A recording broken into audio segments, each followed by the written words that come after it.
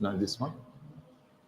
You might have to keep your finger on it. Now try. Now it's ready. Yeah, that's it. Just one sec. You want to turn it up a touch? Okay, that worked. Is that too loud, too echoey?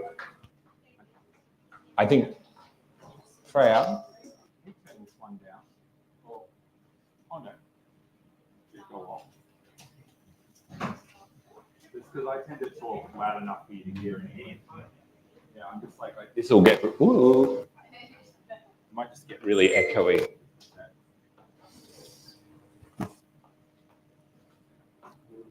How's that? No. Because I'm only wearing a t-shirt. Yeah, but it's not going to work so great. Because I've just got a t-shirt on.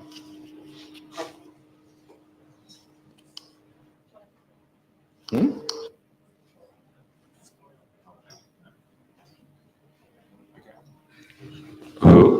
Yeah. It's just going up and down.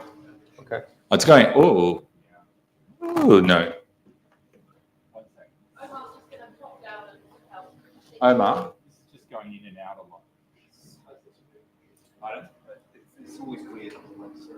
That's all right. I just thought my voice has broken. Sounds like I'm a very young teen. How's that? Is that all right? Probably better. Okay.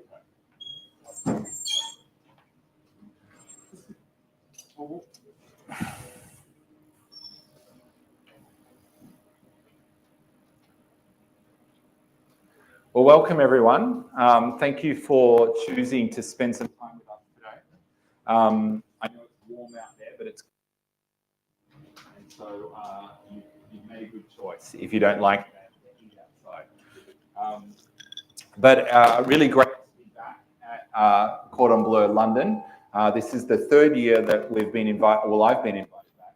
John, you might get invited back, but I've been invited 3 times. Oh, congratulations. So hopefully you'll get invited. No, we'll work that out. No, my name is Paul Newnham. I am lead an organization called the Sustainable Development Goal 2 Advocacy Hub. And so we really driving action around food, agriculture, and nutrition, working with the UN Sustainable Development Goals. And we do that in a whole range of ways, working across business, UN agencies, and also society. If this gets really distracting, I'll do something else. Actually, have you got like can I borrow one of those wooden spoon things? Or those, yeah, just something. Yeah, one of them, that's perfect. Okay, this will work. There we go. Now I can hold it and it doesn't give me quite so much, but it kind of works. Does that work? It's a little bit more consistent. So, yeah, so we work to help support the action around the UN Sustainable Development Goals. And we do that through a whole range of ways. One of the ways is through a network of chefs that's called the Chefs Manifesto.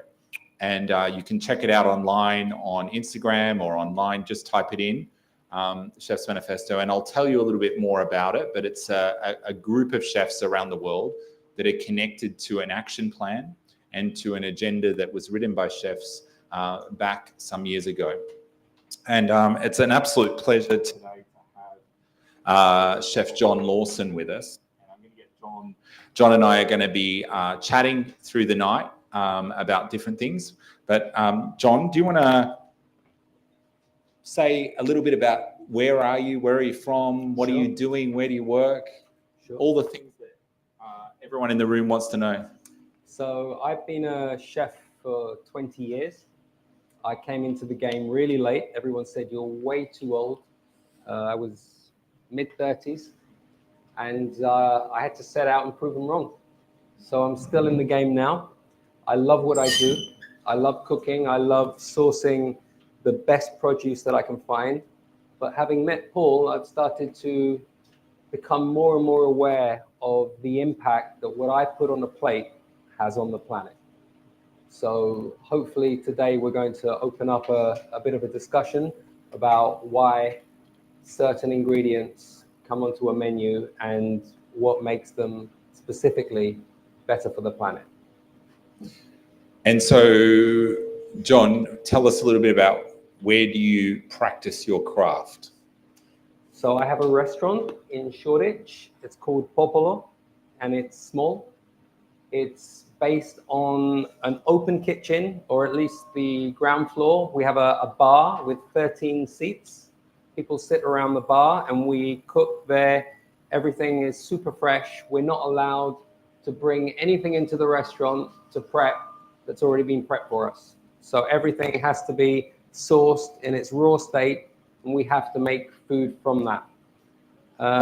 We've been around for nearly 9 years, which in the industry that we're in is quite an achievement, and I'm pretty sure we'll make it to 10.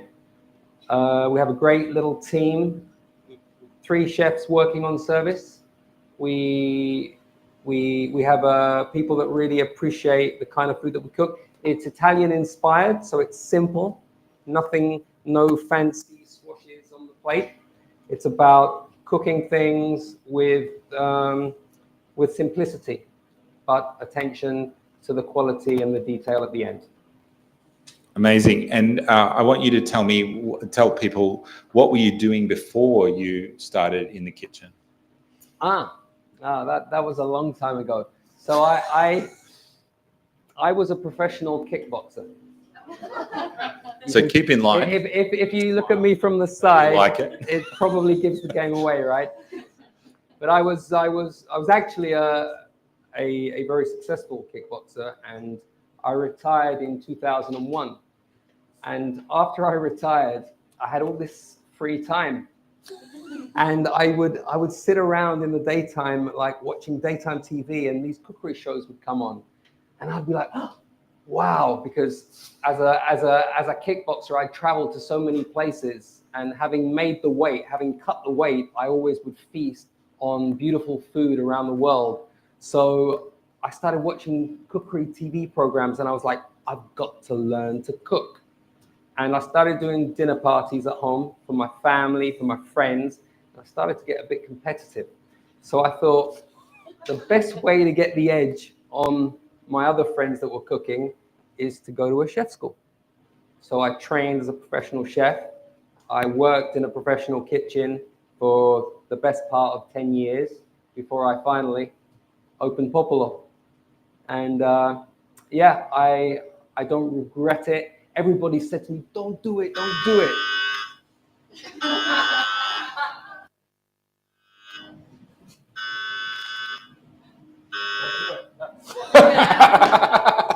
So don't do it. So everybody said to me, don't do it. Okay, you've had a good career.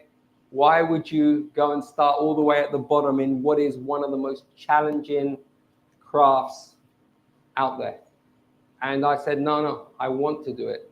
Okay, put me in the fridge, make me clean, make me peel potatoes, make me peel carrots, whatever. I want to do it, and no regrets. I love it, and here we are. It's amazing. So I'm gonna tell you a little bit about Chefs Manifesto in just a sec, but before we do that, John, tell us what you're going to get started on while I'm going on. Cool. What are we going to cook tonight? Just because some of this is going to be boiling away while I'm talking. So the final execution is going to be 3 very quick minutes. Okay, it's a bit like the final round of a 12-rounder. 3 minutes is going to happen very, very quickly. But what we need to do is we've got some sustainable things that we've brought into the equation today. We've got some beautiful lentils, and Paul is going to tell you why we should be putting more pulses on our menus in a minute and why it's good for the planet. We're going to be cooking some Castelluccio lentils, seasoning them with some lovely red wine vinegar, garlic, tomato, a very delicate hint of chili, lots of extra virgin olive oil. I've been out this morning picking the end of the season's nettles. Okay, they do sting, but I've got chef fingers.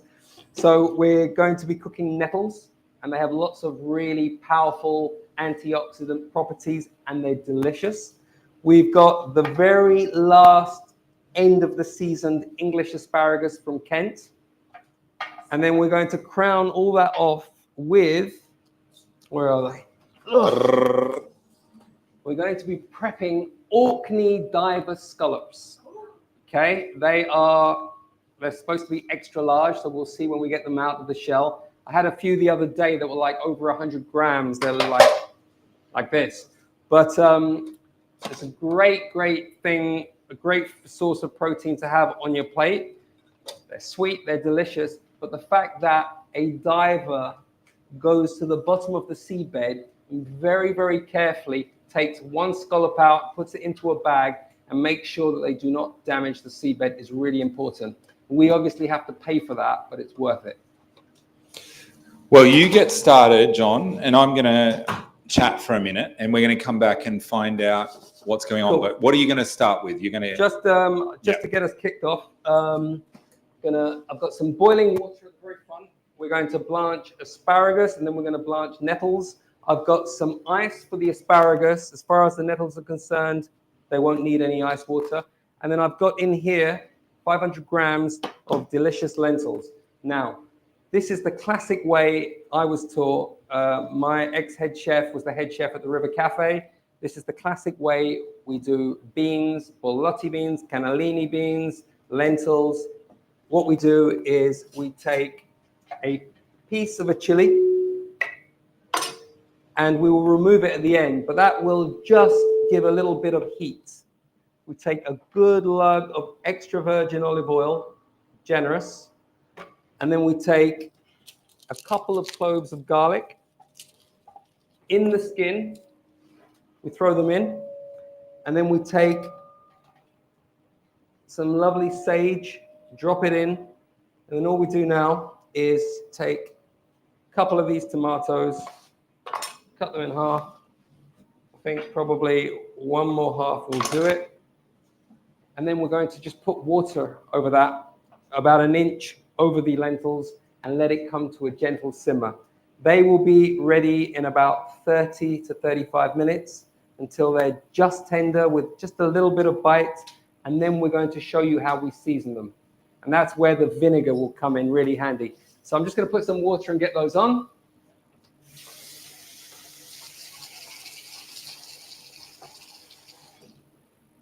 And just to help them along the way so the water doesn't evaporate too quickly, we have a piece of parchment paper. We make sure that it covers the pot, and we just make a cartouche, which is a fancy French way of saying a lid made of paper. So you just take the very center of that, and then from there, if you've got scissors, use scissors. If you haven't, just on your chopping board. Voila. There we go. So 30 minutes.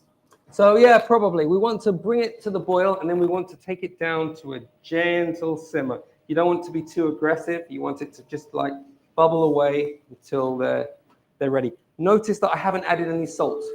With beans, pulses, I always season at the end, especially with beans because it toughens the skin. And then they cook inside, but they stay tough on the outside, and they're not as buttery and delicious to eat. I love that conversation about salt. Yeah, everyone's got a different view. Yeah. But Italians tend to say, yeah, don't do that. Some people say salt and soak, which I've heard. Yep. Have you heard that one? Some people soak them in bicarbonate soda. Some people do that. As well. Yeah. There's so many different versions. Yeah. With lentils, it doesn't really matter that lentils much. Is but I just no stick salt. with my tradition. It's good. Well, let's. I'm going to talk a little bit about what the Chefs Manifesto is, and I've got a couple of slides up. You can find all of this online, but if we go back one slide, this is the Sustainable Development Goals.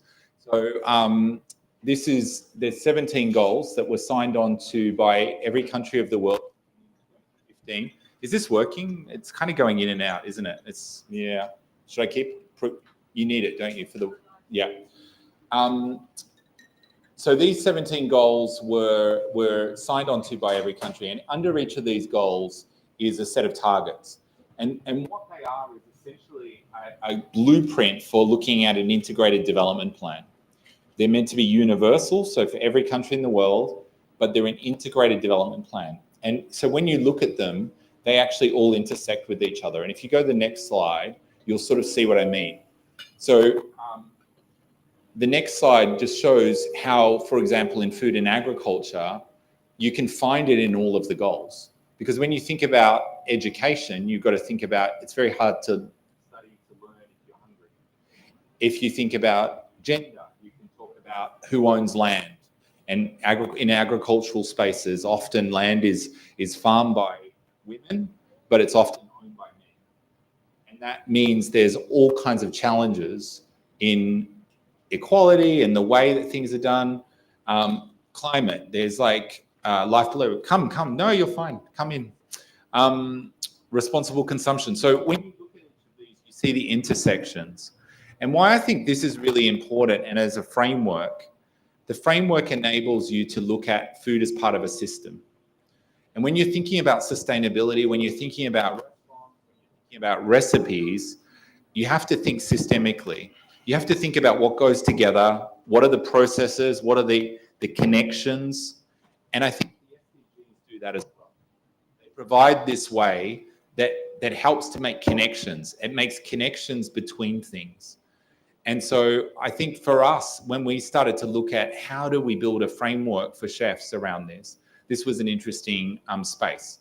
So on the next slide, the Chefs Manifesto was created, and you can download it online. It's in multiple languages, so you can find it in French, Spanish, English. I think there's German now. I think there's also a couple. I think it might be in Romanian. There's a few other, it's in Arabic. So there's a few different languages there, depending on what you speak. Can we turn down the room and then just turn this on for the live stream? Because it's peaking. Maybe I'm standing under the speaker. That might be it. Let me come in here. Is this better? Yeah. I think it's the microphone. Yeah, go. Salt, water, cooking vegetables, cooking pasta, which is my absolute passion.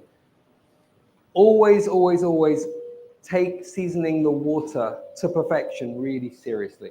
Because if you season the water just right, if the water tastes good, you won't have to add the salt afterwards. You know, whether it be pasta, whether it be the nettles, whether it be the asparagus, get the salt right now. So I'll put the salt in, I'll wait for it to dissolve, and then we're going to make sure that the water should taste like a nice soup. It's good. Doesn't need any more, it's just right. I just learned something. That's great. So really important. Italian chefs talk about it with pasta all the time. It's very, very difficult with when you're making pasta, you take the pasta into the sauce and you toss. You season the sauce well in the pasta pan, but the water has to be right. You have to constantly be adjusting the seasoning, because every time you cook one portion of pasta, that pasta will take some of the salt away. So you have to adjust again. And if you're doing like 80, 90 portions of pasta in one evening like me, you're going to spend your night adjusting and doing this. And honestly, when I get home, I'm like, give me an apple. Salt, keep me away. Like my liver, my blood pressure, everything. I'm like, no.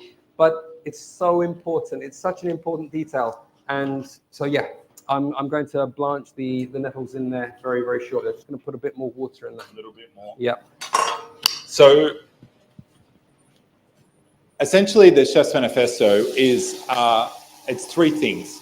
So it's an action plan, which is essentially, we broke down the UN Sustainable Development Goals into 8 areas that chefs can contribute to. So it's a framework and action plan. It's just me, I think. I don't know why today. It's so weird. It's what? No, I don't know. Sorry, it's just really... Lentils are coming to the boil, so I'm going to turn it down And just let them simmer gently. Perfect. So now you can't hear. Maybe I switch for a second. Yeah. I just don't want to be so distracting. Ooh. Yep. On the microphone, it never works, so don't worry. Oh, really? Yeah, and it's not your fault. Maybe just stand Okay. in the middle there. And the Yeah. question about your whatever you put with lentils, is that your best tried sort of mix, or have you tried other stuff? Like the flavors. So the ingredients that you put in there. The sage, the tomatoes, and chili. So that's your. Thank you. That's the base. So that's the base for any lentils that I cook. But then you can kind of upgrade it. So you can, for example, if you did some cannellini beans, lovely bright white cannellini beans after they're cooked, you can then dress them with extra virgin olive oil, maybe a little bit of chili, maybe parsley chopped up. So you can vary things. You could stick a carrot in there. You could stick. But that's what I'm asking. So Yeah. would you have tried other herbs? You know, there are other herbs. Yes, rosemary. Yeah. But I would say bay leaf for sure. Yeah. But I would say I would always go with woody herbs, herbs that you won't have in a salad with the lentils or the beans. But yes, I would say bay leaf, sage, rosemary, thyme. They're all very usable. I would say sage and bay leaf would be my top two. And is that sort of advice you got from someone, or did you arrive at yourself? Well, the bay leaf sage, it's a preference for me. Is that me? Sorry, I can't take reservations now. Sorry, apologies. Bay leaf, sage, it works. I've tried it, but sage is something that the River Cafe has been doing since 1987, since they opened the restaurant. There's been sage, tomato, garlic, olive oil, and a little piece of chili in every borlotti bean they've ever sold. So, yeah. But you can definitely, and you should be adventurous, and you should play with things. Absolutely. No problem. Okay. So just on the Chefs Manifesto. So I was just saying it's an action plan. It's also a network. So chefs join and they learn from one another. And we've got a whole group of chefs coming together the next couple of days. They're going to be sharing. They're going to be learning off from one another. They're going to be talking, dialoguing, doing cooking, talking, sharing ideas, kind of asking questions like you just asked. You know, why do you do that?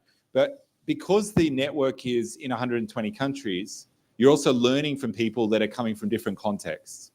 And one of the things that I think is really important is that food is incredibly personal. Food is, when I first started doing the work that I do, I got told there's over 7 billion food experts in the world because everyone has a unique perspective on what's good, depending on where they are, depending on how they grew up, depending on all of these things. And so it's really critical to acknowledge that. But it's also to acknowledge that depending, like if you're thinking about something like food waste, in some parts of the world, London, that has a lot to do with how you run the kitchen. But there's also issues around collection. That's done by borough councils. They're all different. You might only have collections twice a week. If you want to do certain things and it's weather like this, you're going to have a pretty bad stench in your restaurant. So you've got to think through all of these elements. We talked to a chef in Nigeria. He said often the power goes off and the electricity. So then that changes the way he thinks about it. In Ireland, somebody was talking about fermentation. So everyone's got slightly different contexts, which affect then technique, which affect ingredients, which affect approach. And so together we can learn from one another and go, oh, okay, you do it that way, I do it this way. Okay, both are not wrong, both are not right. They're just different. And I think the network enables that. You want to pull this out? Not yet. Probably another 30 seconds. Yeah, they're good. They're good? They're good. So straight into ice water. Yep. Keep the green color.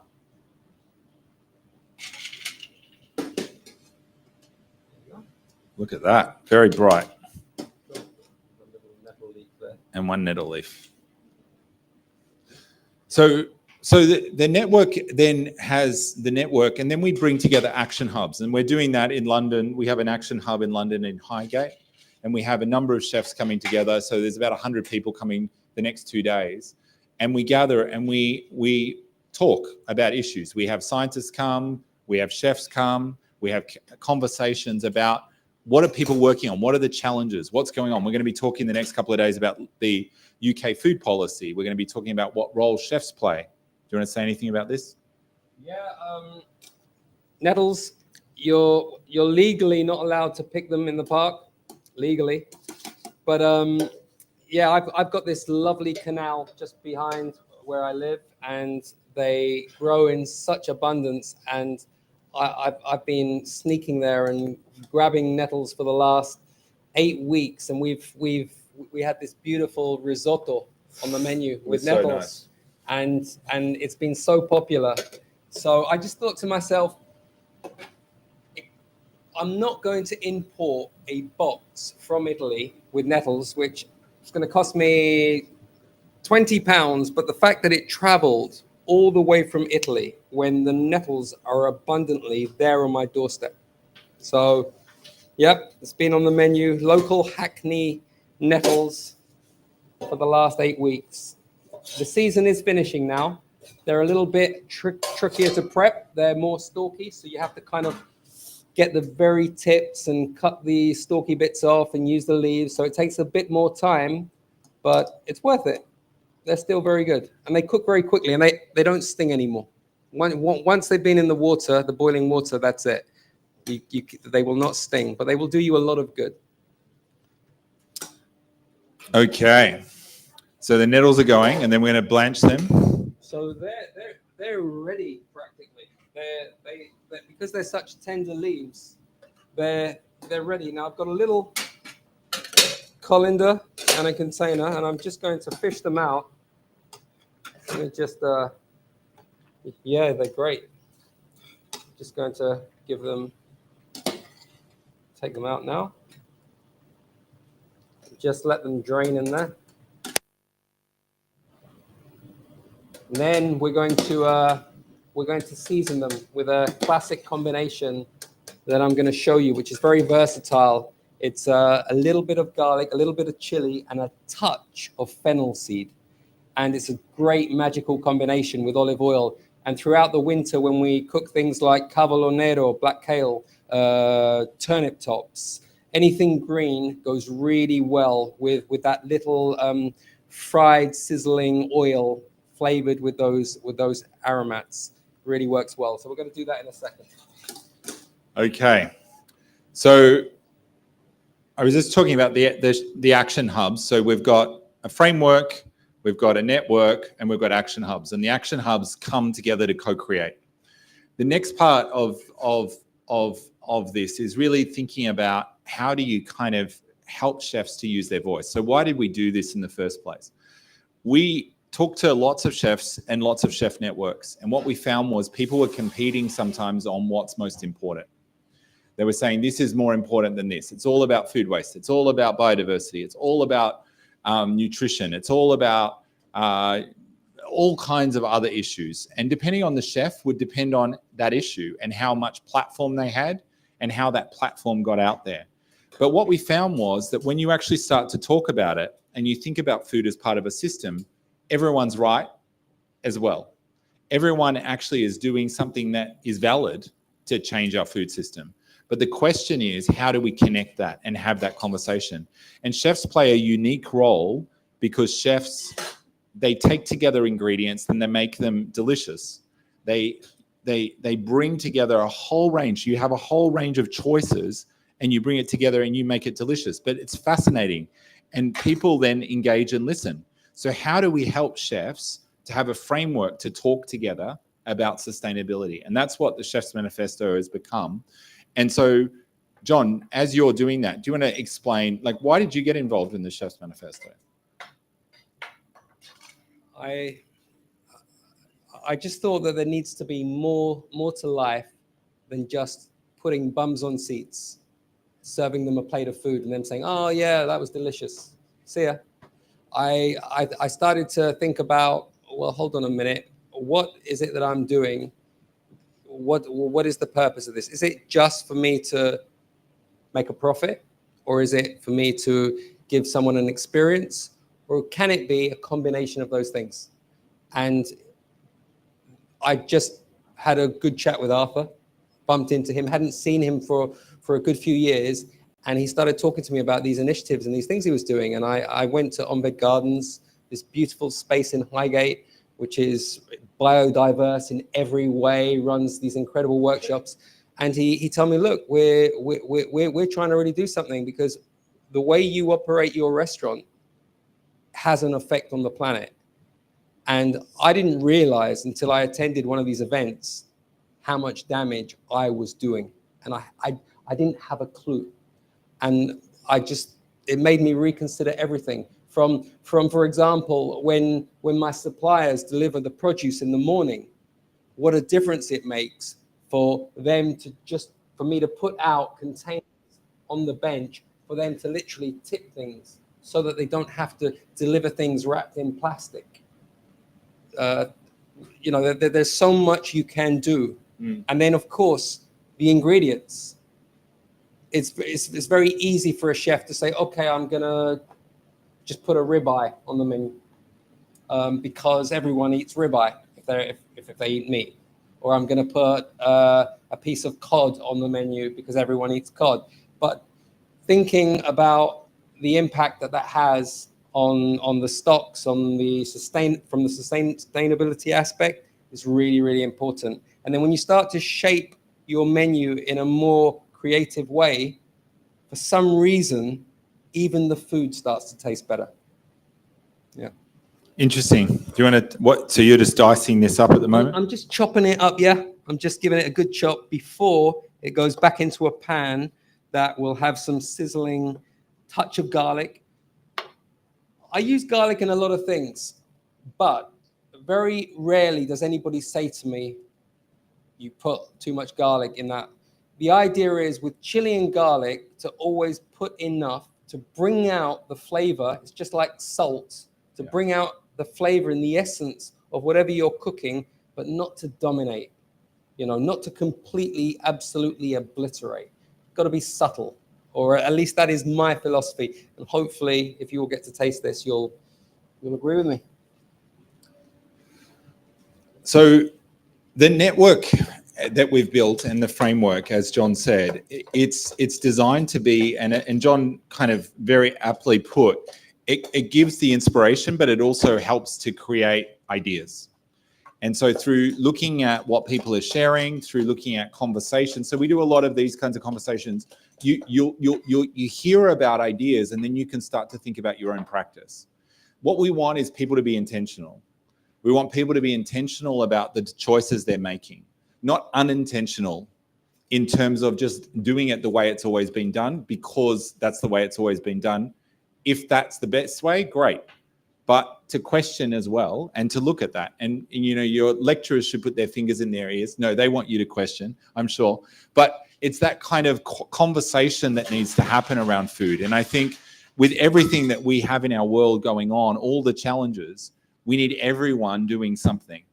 And what we found is that chefs are able to do all kinds of things without necessarily doing huge, but we've talked to chefs and they go, but I'm only like a junior in the kitchen and I can't make decisions. A year later, they've come back to us and they've said, we're now sitting at the table and making decisions. They didn't go in and tell their head chef what to do. They just started to ask questions. They did their job really well. Their chef then said, tell me about why you're thinking, and then all of a sudden they start to get brought into the dialogue. So there's ways to do that. And I'm not telling you to change the kitchen approach, in that sense. I'm saying to you to have that inquisitive mind, to make yourself available and exposed to other people. Being here is a great example. You're kind of learning, but then kind of go ask questions. Why do you do that? Why are those herbs? They might not make sense where you live. But there might be others that you can use. Please come in. I guess it's to be curious. It's curious. We had an incredible, impactful speaker at the Chef Manifesto last year, Dr. Hugh Montgomery, who spoke to us about climate change. with all the statistics, and we all just stood there in horror, in absolute horror. And one of the terms he brought up that really impacted me is, we were like, but if this is the case, if our planet really is on the tipping edge of not being able to make it now, that, you know, we're literally on the very edge of the cliff. And if we don't do something about it now, it's going to be too late. And we said, why are politicians not doing something about it? And he just said, willful ignorance. And that really stuck in my head, willful ignorance. Think about the power of what that means when you just don't, it's convenient for you not to really look into it any further.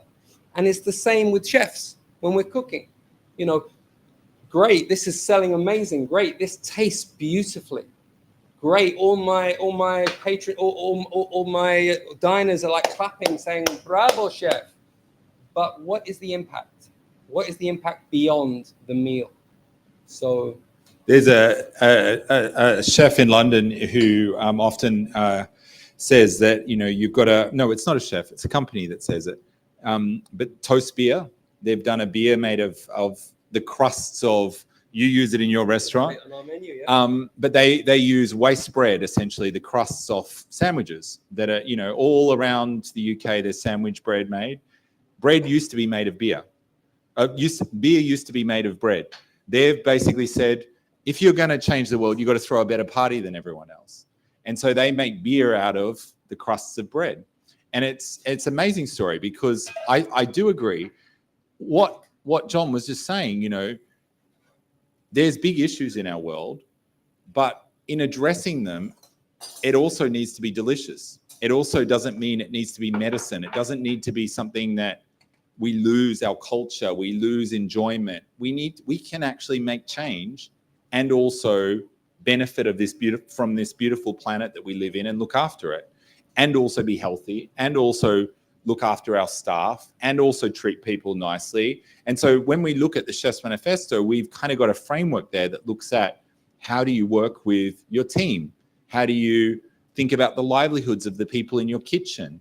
How do you think about the nutrition? How do you educate people about health and food safety? You know, you're not looking after people if they get sick, they can't absorb the food. So there's all of these elements built into the framework to help do that. And then that comes through in the conversation around, then how do you look at your own kitchen and really look to address that? So hopefully that gives you a little bit of a framework on some parts of the manifesto. I think we've got a couple of slides. I just want to show you if you go forward, let's skip the video. Okay, next. Okay, these are the thematic areas, and I just want to walk you through what they are. So the first one is ingredients grown with respect for the earth and its oceans. And so the way that the manifesto is framed is that it has what you can do in your own kitchen. It has how you can think about purchasing. It's about the examples you can use. And these are practical things. These are not like super complicated things. The idea is also that not everyone does everything. None of us can do everything. Some people try and do more than others. That's great. And it's important to try and stretch yourself, but we can't do everything.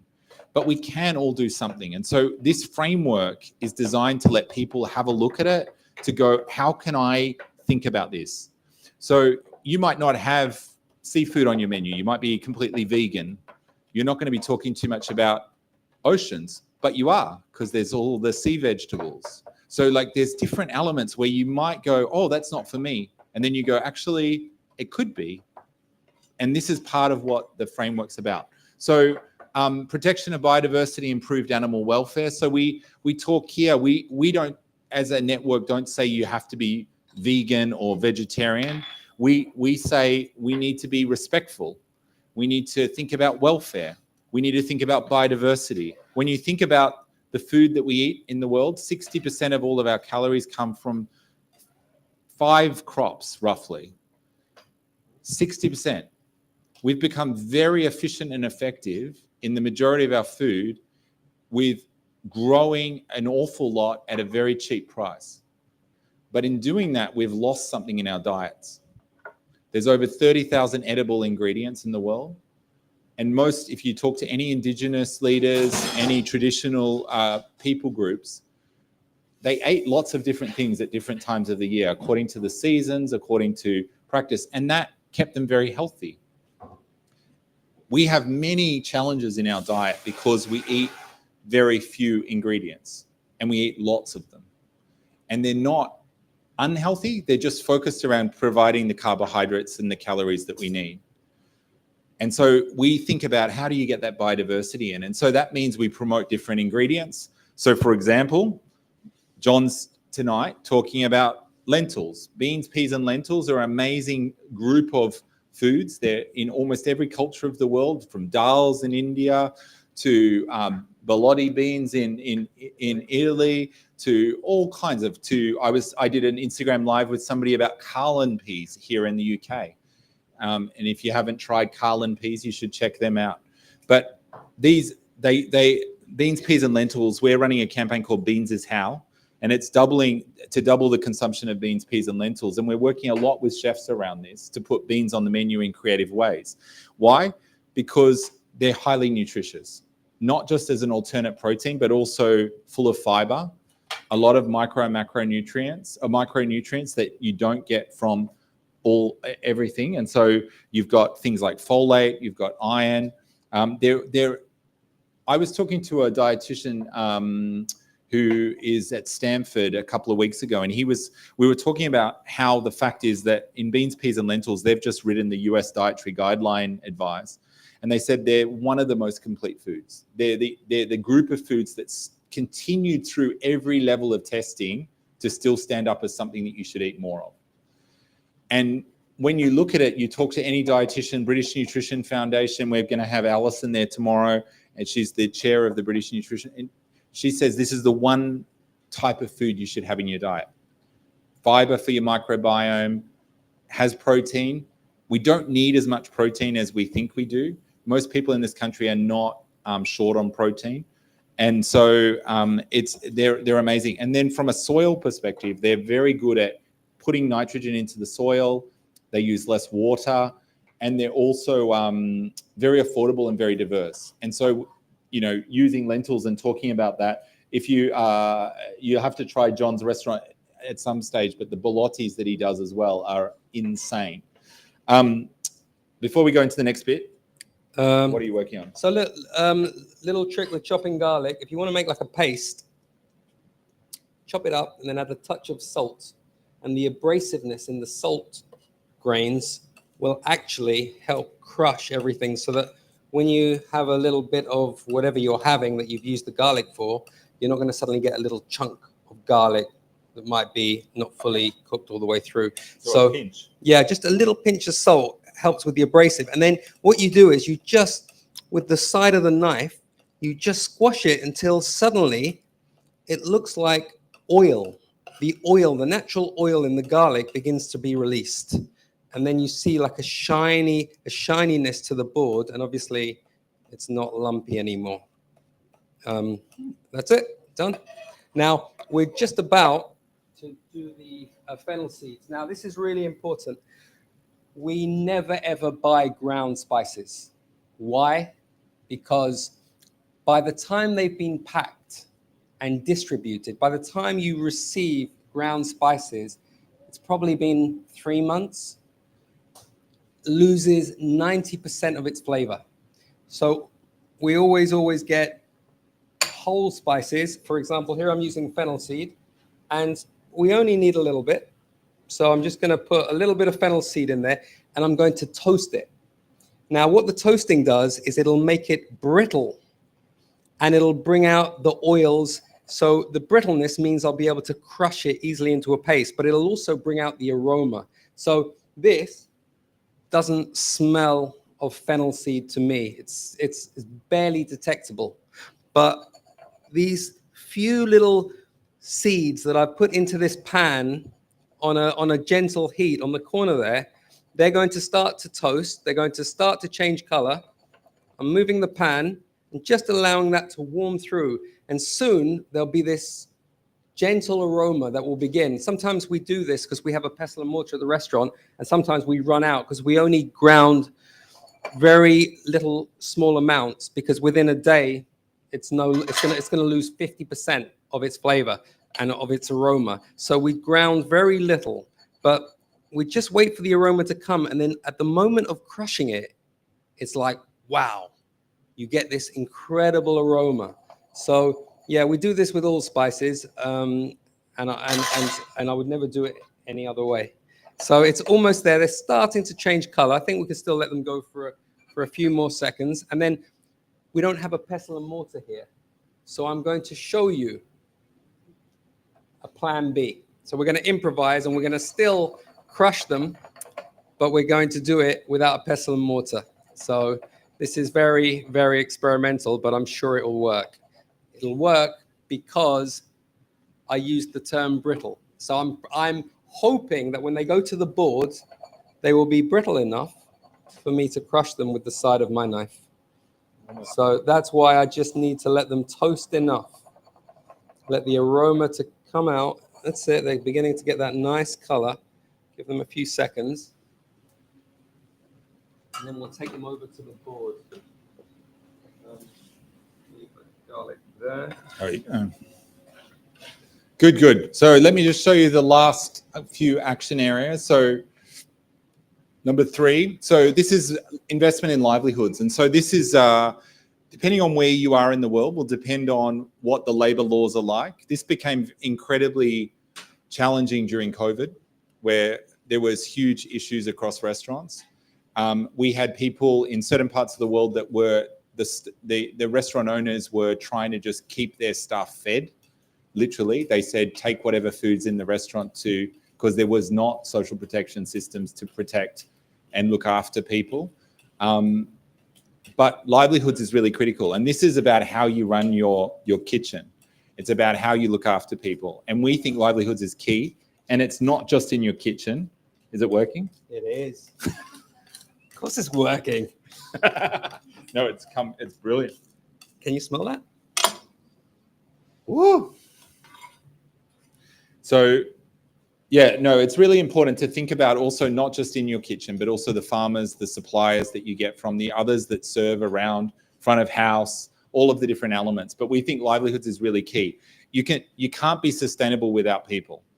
And restaurants are businesses, and they are in business. So if somebody's losing out, you're either not paying your farmers properly and they can't afford to survive, then you're not going to survive either. It's not sustainable. It's the same as if you're not looking after your teams. And so it is tough to make it work in a restaurant. And we hear lots of restaurants close as a result. And it's up and down, isn't it, Jon? So it's a very, very tough time. 18 months ago at our restaurant, we broke all kinds of records. We were so busy.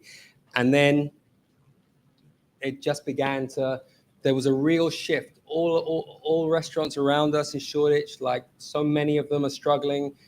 3 or 4 really well-known restaurants. There's Lyle's with a Michelin star. There's at least 2 or 3 really good restaurants in Shoreditch that have had to close. And it's a very tough time. We've had problems with staff. Now Brexit has really made that so difficult. The lentils are ready. Yeah, it's difficult. Olive oil. We were paying for a 5-liter extra virgin olive oil that we use for cooking, not even a really high-end direct press, excellent olive oil that we would use for salads. We were paying £18 for 5 liters. It shot up to £58 in 6 months. So imagine that. Imagine suddenly gas and electricity that shot up as well. Your staff costs, everything. It's been a really challenging time, but we're still there. We're getting through. And I mean, one thing I know, and I've been to Jon's restaurant a number of times, but you look after the team. The team have been with you for a while, and that's really important. It's a key component. Also, your suppliers. You know, you want the quality. Absolutely. Yeah. I mean, I have relationships. Some of the suppliers, Portland Shellfish, Ben at Portland, I've been speaking with him for 18 years since I was working with Theo Randall. It's like you make a relationship with these people, and they need you, because if you stop ordering, if you close, what happens to their business? So we're all kind of working through it together, and yeah. I mean, this is the system element, and this is what I was trying to say. You've got to understand food is part of a system. And if you don't understand the relationships in food between the suppliers to the soil or the ocean to the climate, you've got to think through all of these connections. And I think when we think about solving one problem in isolation, it's when we have unintended consequences. And so it's about thinking through that. And the Chefs Manifesto framework is designed to create an integrated way of thinking. And then we put the information around it to help people to be able to think that through. Got a question up the back.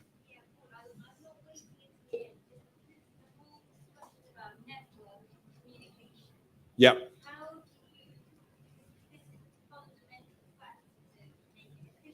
Yep.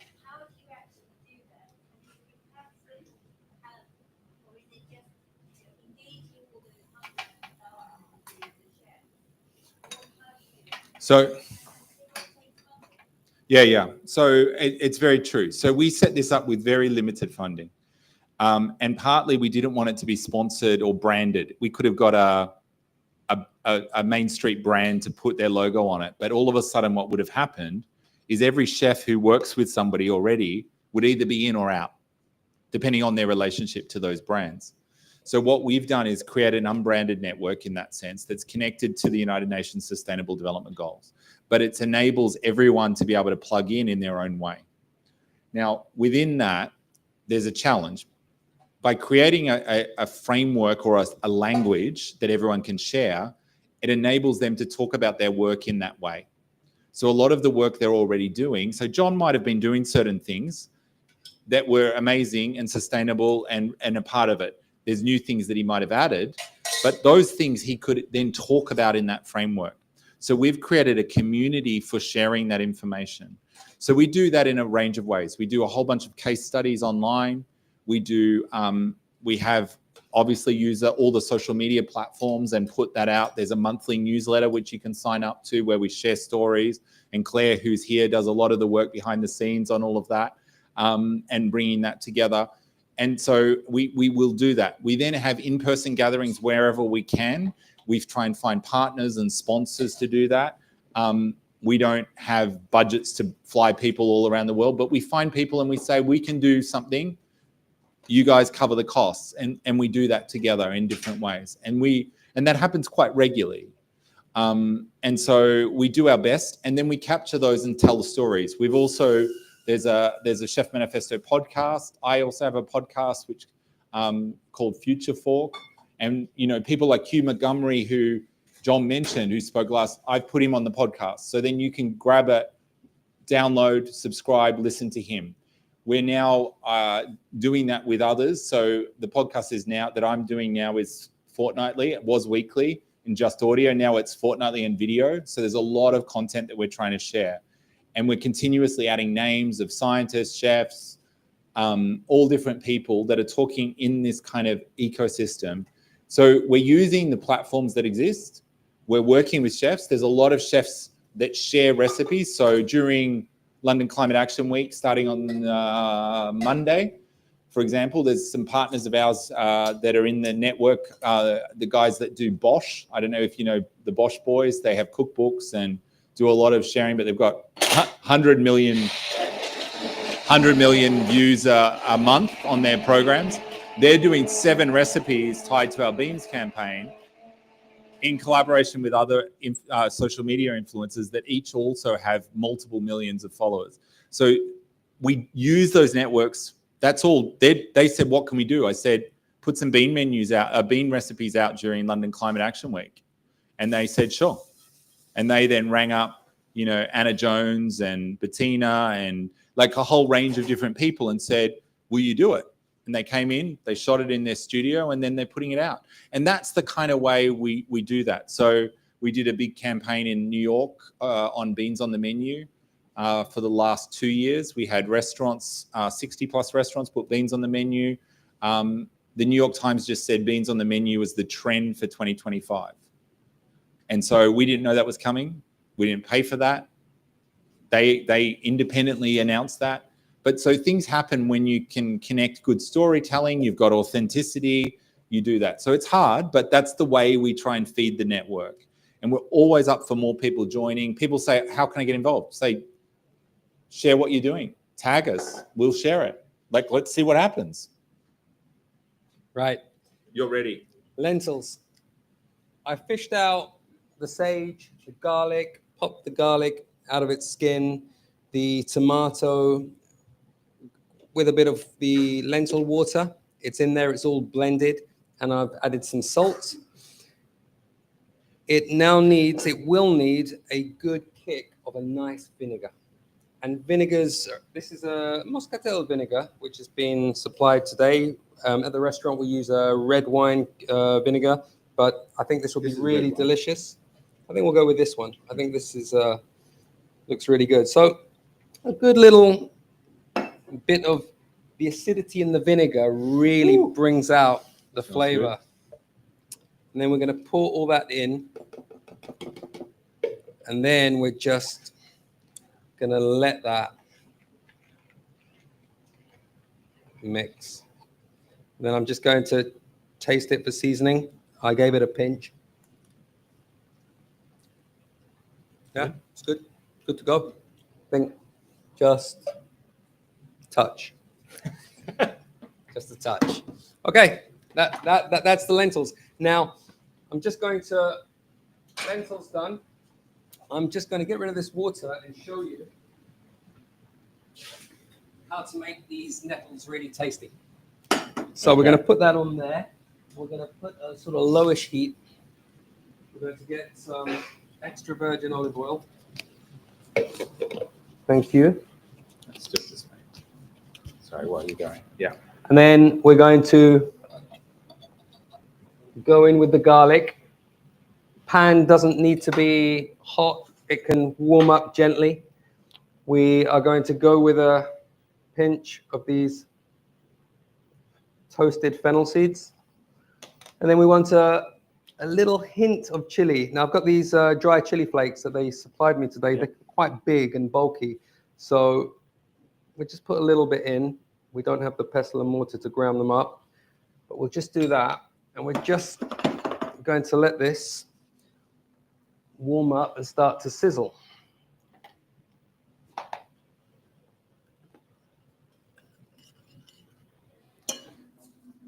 Yeah, I got the right one. And then again, it's all about aroma. Just smell. Allow it to permeate the kitchen. There's nothing worse than burnt garlic.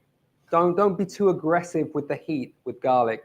Give it a chance. Allow it to just permeate. When it starts to smell nice and you think, yum, I could eat that. That's it. It's done. So we're just going to let that begin to warm through. And I'm starting to see a few little bubbles here and there, which is what we want. There's a couple of drops of residual water in there as well. Is there a question somewhere? Hi. Two questions. Sorry.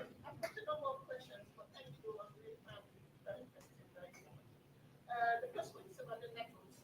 When you harvest them in the park, Yeah. you conserve them or use them. Okay. Okay. That. Yeah. And the other thing is about the salt that you use. Which type of salt do you use? Is it the Moselle or is it the Himalayan salt or the salt? That's cool. And the second one is So good. directly supplied from the farmers. Yeah. Salt. So with salt, obviously, never use anything with chemicals in it. And if you go to a supermarket and get a typical table salt, it's filled with chemicals. It's not pure salt. Just a regular rock salt or sea salt will do the job perfectly. Now, the kind of consistency you like for seasoning then can vary. For example, I've been supplied with this really fine salt that they use at the cookery school here, which I find really uncomfortable for seasoning. It's kind of, the grains are so small that it's quite easy for me to over season. So I've got to be really mindful of that. Malden sea salt doesn't all come from Malden. Okay, Malden is a little place near Norwich.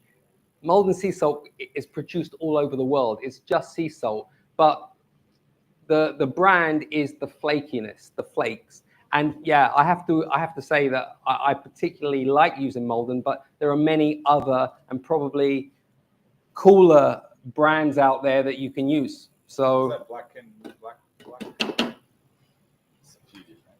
yeah, there's a few, but yeah, sea salt, rock salt are all good. I would say we at the restaurant, we use rock salt grains for seasoning water, for cooking vegetables, and we use Malden sea salt for food itself, for anything that's been cooked, anything that needs to be absolutely seasoned to perfection, because we find that we can control our seasoning because we're very familiar with the texture and with the weight. And the nettles. And the nettles. Just, I've brought this special olive oil, which I hope some of you might get to taste.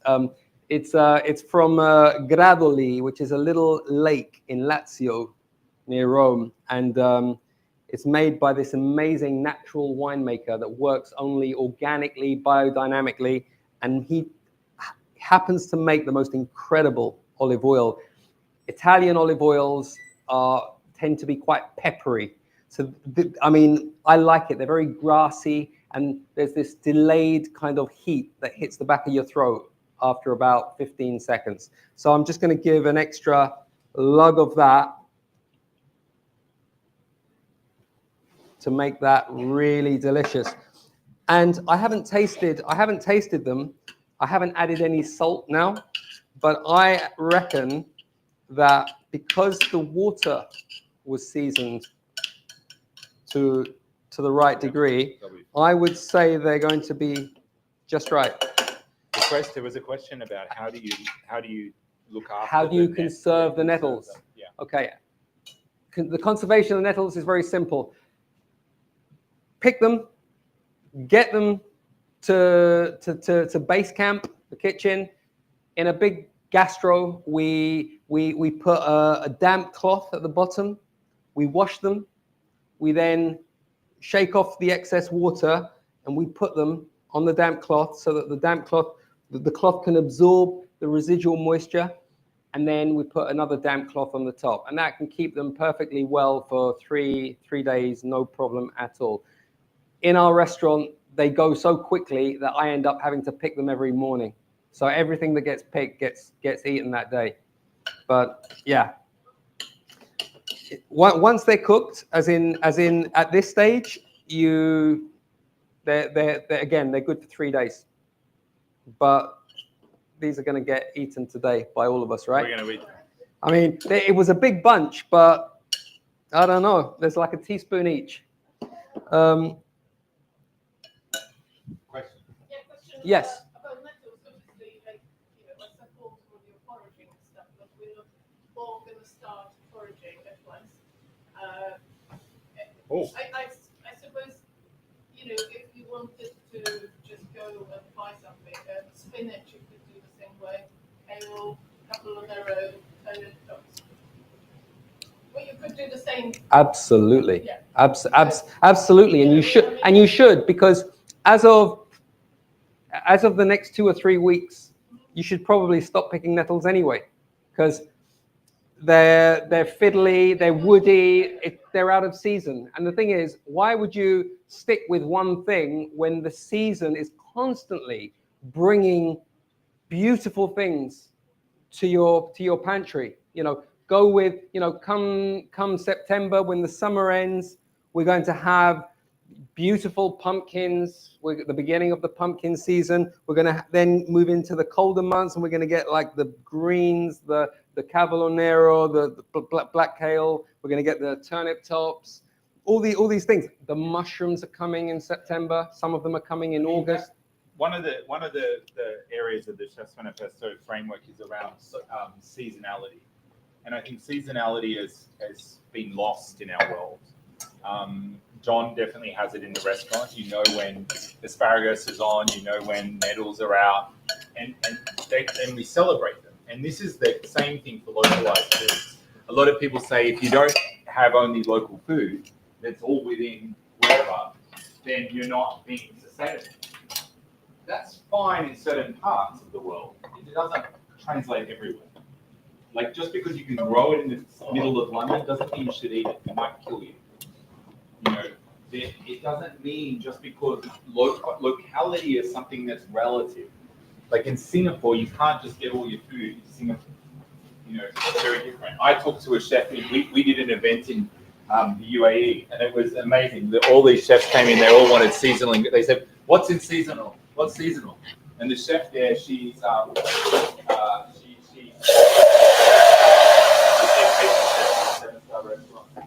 7-star hotel there, and she goes, everything's seasonal. One flight away. The seasonality in the UAE is we can fly from anywhere in the world where it is in season. A very different mindset. The chefs are like, but what do you mean? She goes, oh, you mean what's local? Like very local. Well, we can grow everything almost in some form of way. Then they go, no, we mean local and seasonal. She goes, okay, well, there's camels, fish, dates. And then they went, okay, what else? But it's relative. It's a relative conversation. But there's other parts of the world where you can get everything within 10 kilometers. And we know many chefs that they run restaurants based like that. Big catering companies that set up like that, where every site has a different menu. But I think the question is thinking about this, thinking about what is seasonal, what is local, asking the questions about sustainability, and then making a decision. And I think this is what the conversation is. It's not a this is right and that's wrong. It's much more intuitive. So nettles make a lot of sense if you have nettles growing near you. And if you can forage nettles, nutritionally they're brilliant. Footprint, they're brilliant. You know, all of these things. So they tick, tick, tick. I think often we look at things often one-dimensionally. Is it healthy? Is it climate friendly? Is it something else affordable? You've got to start looking at multiple. And the foods we should spend time on are things like lentils, foods that have got multiple perspectives. Talk to us. I was really into that seasonal thing. I just want to mention that, so my partner is from Piemonte in the northwest of Italy. And I'm always amazed that because I've traveled through Italy so much. It's my area of research. And every region that I go to, I get to meet the grandmother of a friend, and I go into the kitchen for a day and I cook with them. And what fascinates me is that when I cook in Piemonte, when I visit, that her family haven't heard of so many of the other ingredients that people are eating in different seasons, in different regions around Italy. And I've never been anywhere, and that's why I'm so fascinated by Italy. I've never been anywhere where they are so obsessed and particular about what they are growing there. And if you go to Puglia, in the south, the heel of the country, and you go there, you'll have orecchiette, which is this beautiful ear-shaped pasta with cima di rape. They've got incredible seafood because the coastline there is perfect for it. But there are like 3 or 4 particular vegetables that everybody is eating in a particular season or in a particular part of a season. And then 3 weeks later, they're not eating that anymore. So their diet is constantly changing throughout the year and throughout the seasons. And then you've got the 17 other regions, and they're all doing exactly the same. And because this doesn't grow up there and because that grows down there, everybody eats differently, which is why when I go to a sort of old school, traditional London Italian that's maybe been open since 1970, I'm always shocked to see the variety of everything, but it's not authentic because it's not really what people are eating in Italy, because it depends where you are in Italy and it depends when you're in Italy. So I ran over diver scallops from Orkney. I mean, these are real beauties. Very easy to prep. Can we pass this around? Yeah. Absolutely. I just wanted to- Smells of the sea. Even the smell. It's like.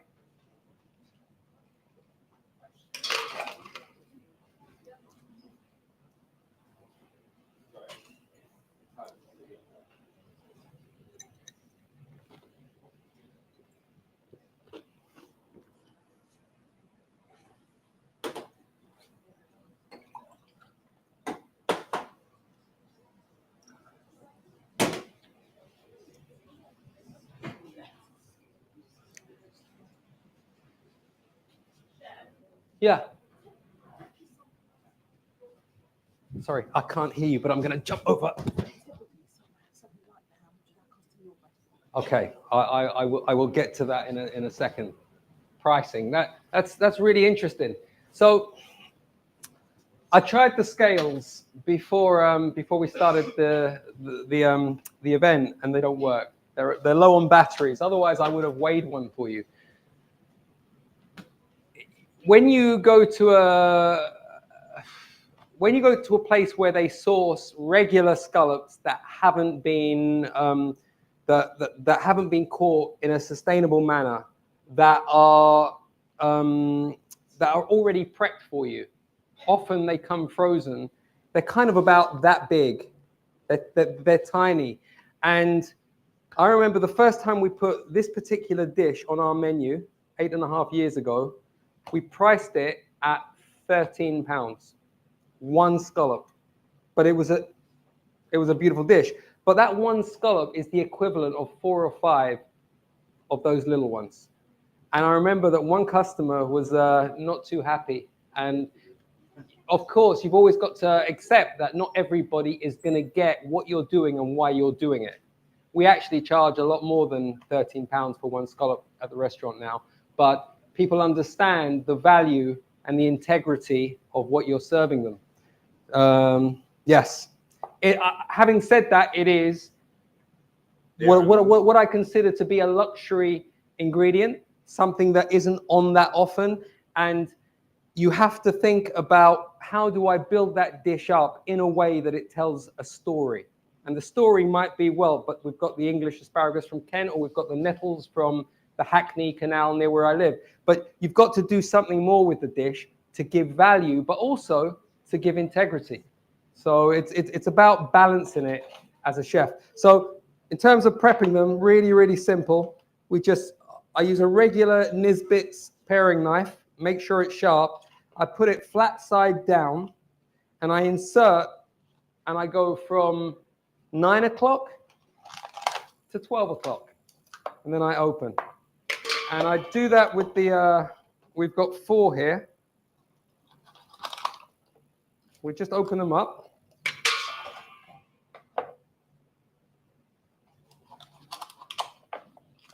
And there you have 4 scallops. Big one. Yep. I mean, that one is, those 2 are absolutely incredible. Then you just take a spoon. The scallop, as I'm holding the scallop in my left hand, right there at the crease of my forefinger and my thumb, there is an attachment. So I just slide this spoon, and I just break the attachment, and I find myself a clean bowl. Or actually, yeah, thank you. Or just drop them into a bowl. And we do that with all of them.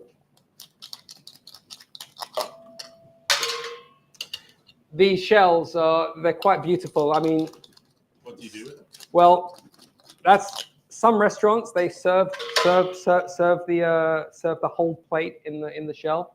We don't do that. It's not our style, I guess. Also, all our plates are handmade by a friend of mine. So what do you do with the shells? So we send them back to our supplier. Yeah. Do they use them, put them back in the ocean? They do, yes. They find ways to. I know that happens with the Yeah. oysters a lot. Yeah, yeah. So there's the shells. You now take one of these scallops, and it looks kind of a little bit gooey, and we get the paring knife, and there's kind of a skirt, and you just grab the skirt and just let the paring knife, and then you cut off the attachment part, and then I stick my thumb through there, stick the knife through there, go around, cut, and then there's a little bit of skirting at the bottom. Take that off, and we're ready. One.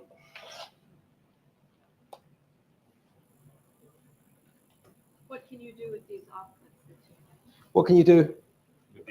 The offcuts are not edible. I would say make friends with someone.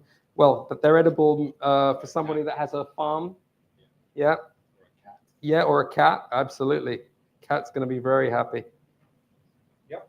We've got a question.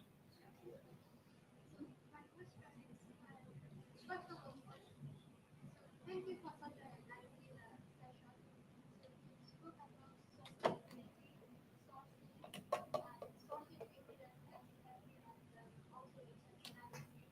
So my first question is, I wanted to ask, you guys are also companies in Gaza. What are your thoughts on all of the sensitive ingredients of development or companies as an ethical stance? And do you think chefs can improve professionals? Yeah.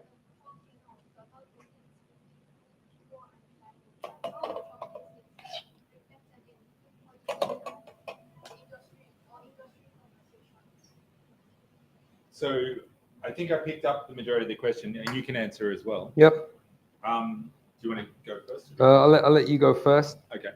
So if you didn't hear the question, it was asking about the connections between, and tell me if I'm correct, food policy, working with companies that are involved in unethical issues, particularly the situation in Gaza, so conflict. This is big topic. Good question. So we have lots of conversations about this, and chefs are obviously often at the forefront of these conversations. Because food is something that's incredibly global, it comes from, and it's also incredibly personal. You'll have chefs involved from all different perspectives. Sometimes from opposing views. And so we will not take perspectives or sides in that sense, but have a discussion based on the ethics. So what we will do is try and understand what's going on and create space for that dialogue in a way that's safe for everyone in the space. That being said, one of our principles is around access to nutritious food and affordable food. And so we also prioritize talking about how can you improve accessibility, which can be impacted from all kinds of different things. So accessibility can be impacted through poverty and situations around inequality and poverty. It can be through access that's political. It can be through discrimination. It can be through so affordability, accessibility. There's all of these different elements can impact it in different ways. So what we tend to do is provide the resources for people to have that dialogue and then point them towards ways in which they can make a difference. So we have chefs that will then get very involved in boycotting. They'll get involved in leading boycotting. There's others that will get involved in practical action. So they will go to spaces with groups like World Central Kitchen, with groups like, I'm going to get the name wrong, but there's a refugee group that's doing Love Refugees, I think, or Love, no. They're working on the border in France, in Calais. They've got camps. Refugee Community Kitchen. But there's another one that's like, it's got love in the name. Anyway, but there's lots of community groups that people will be involved in. We've done stuff with the World Food Programme in different parts of the world. We've done stuff with UNHCR, with lots of different INGOs, with localized responses as well. And so we tend to support and engage and have that dialogue. When it comes to humanitarian situations, we try and also look at what are the humanitarian principles. And so those are around, right to food and things like this. And where they're being denied, such as in Gaza, we call for the opening up of access. We do that in a way to all political forces, but also trying to, because it's quite complex to find the right line. We also try and be consistent. There's wars that are going on at the moment that are getting a lot of press. There's also a lot of conflicts in the world that have been going on in parts of the world that are not getting press. Places like Sudan, there's a major conflicts going on. There's been conflicts in Congo. And so one of the challenges is sometimes people think about other conflicts and then they think about each other. So we try and be consistent as best we can, but it's hard. It's hard to know how to find them apart. And what we try and do is enable that. I think the next couple of days, the conversation around Gaza will come up, and we'll open the floor and have a space which is safe for people to share, but also that's respectful. Because sometimes people can get very emotional, and it can make sometimes others feel very unsafe. And we try our best to do that, to provide that sort of environment to listen and respect one another. Sometimes it fails, sometimes it's more successful than others, but that's probably the way I would describe it. I don't know, John, if you want to say anything about that. Yeah, no, there's a high degree of complexity, especially, I mean, you just mentioned Gaza. There is, something very awful is happening, and we need to be doing more. Yeah, I mean, that kind of breaks my heart every time, images of what I've seen. And yeah.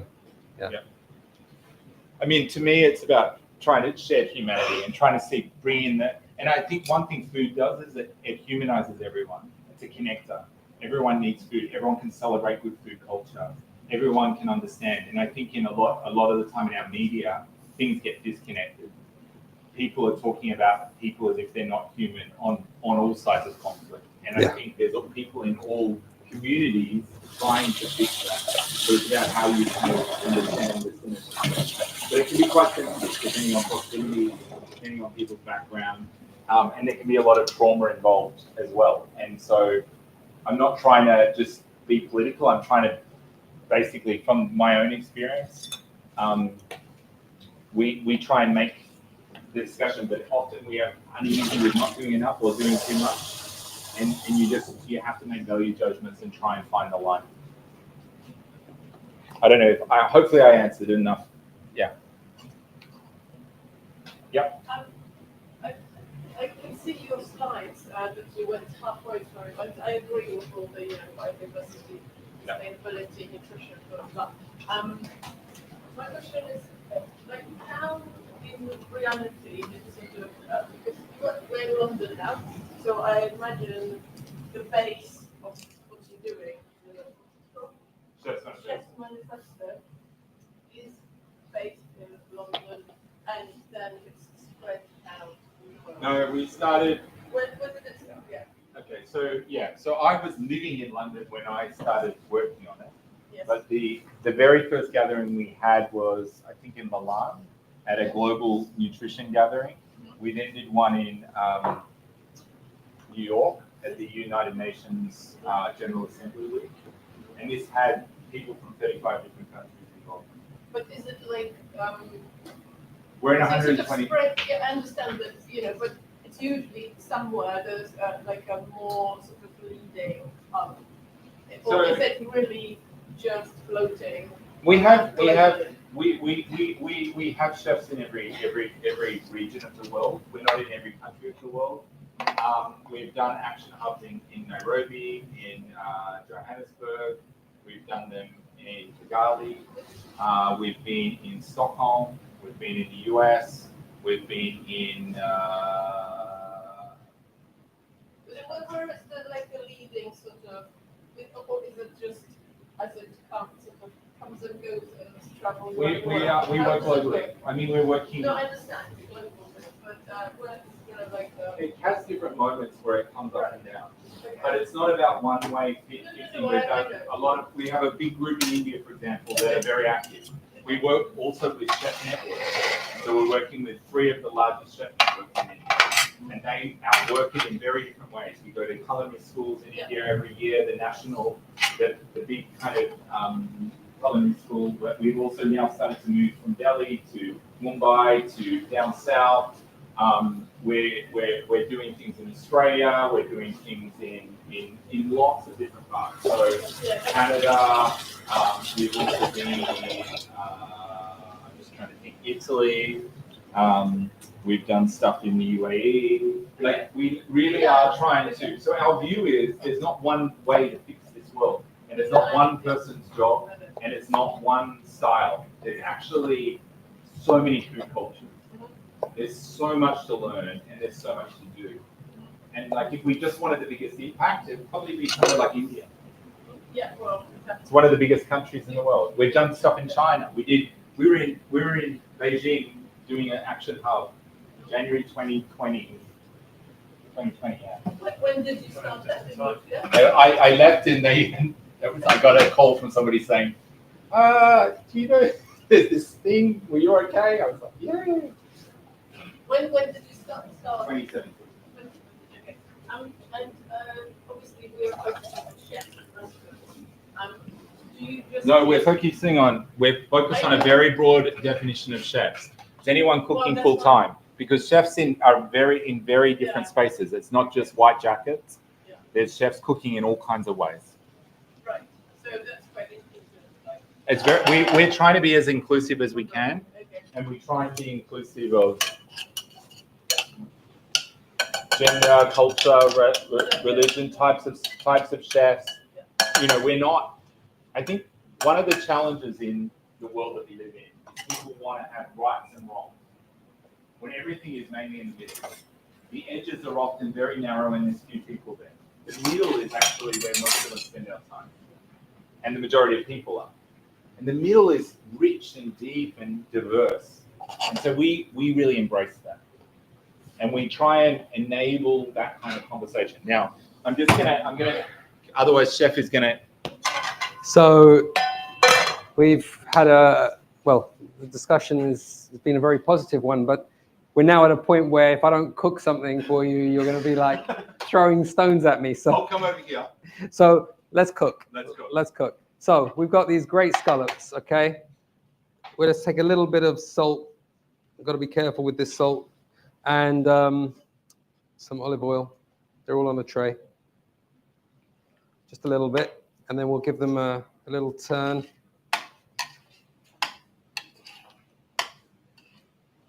Let me just rinse. I'm a little bit short of utensils. No, it's okay. I probably need a spoon for the nettles. So yeah, we've got the scallops coated in oil, olive oil. And there's this myth that you can't cook in olive oil because of the smoking point. It's a myth. I mean, there's no doubt that anything that you cook at a high temperature, you're going to lose so much of the inherent quality, especially if it's a cold pressed olive oil, you're going to lose a lot. But it's still going to taste a lot better than using other olive oils. Having said that, there are other oils that you can use that are very good for cooking and possibly more sustainable. So that's also something worth considering. Maybe something I can update on. So we've got some sage leaves. We've got some finely sliced chili. We've got these scallops. We've got a bit of parsley. We've got some capers. We've got a little bit of lobster stock because I have some native lobster that's in season now on the menu. So we use the shells to make a stock. So all these ingredients are going to hopefully come together now very, very quickly. The lentils are warm. They don't need to be absolutely piping hot. It's a warm day. Thank you very much. The nettles are warm, and we're heating up a pan.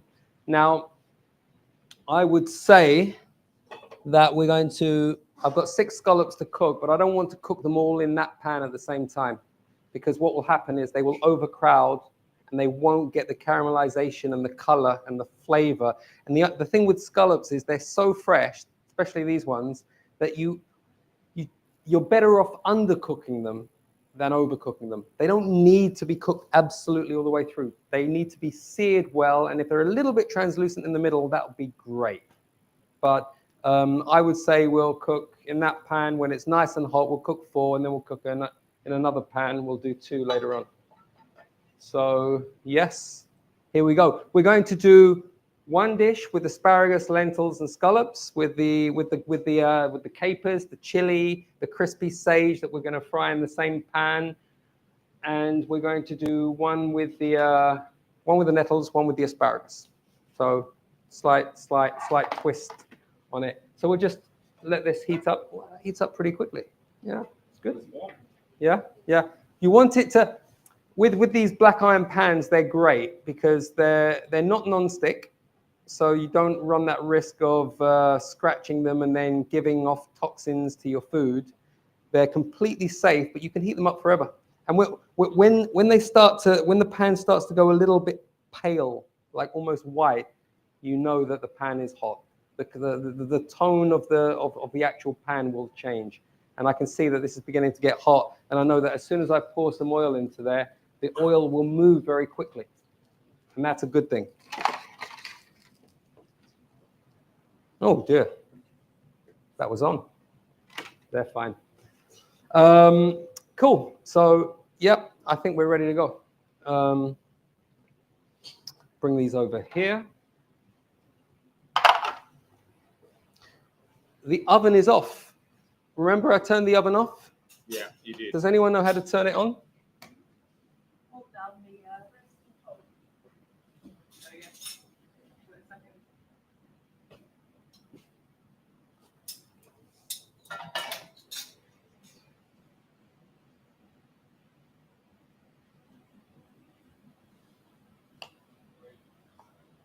Okay, let's try again.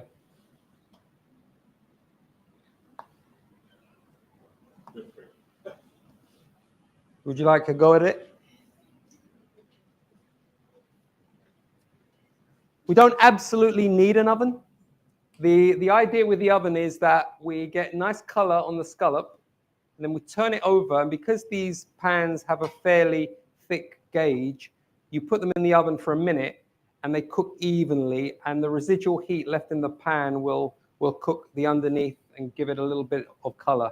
But you kind of want to focus on the color on one side.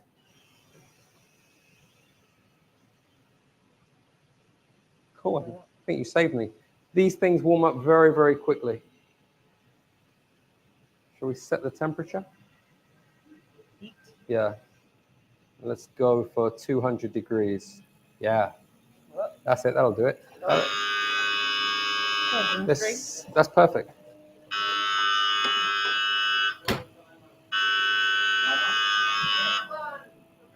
The red one.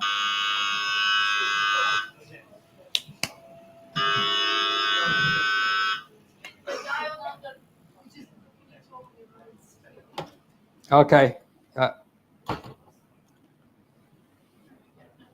Sorry, you carry on, Now? Chef. Now it's off. Here we go. Why don't we can all come in. 200 degrees, if you may. 200. Just keep it running. Sure. Just 200 degrees. It's only going to go in for a minute anyway. And then it can ring all night. I'm sure I'm going to have nightmares. Sorry, everyone. Clearly, I don't cook.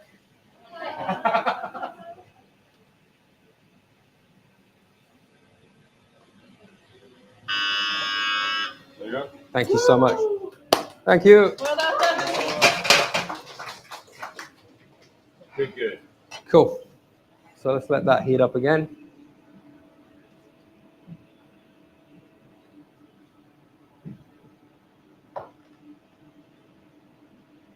Cool. Shall we give that 2 minutes, and do you want to bring anything up? Any? Was there any slides that I needed to go over?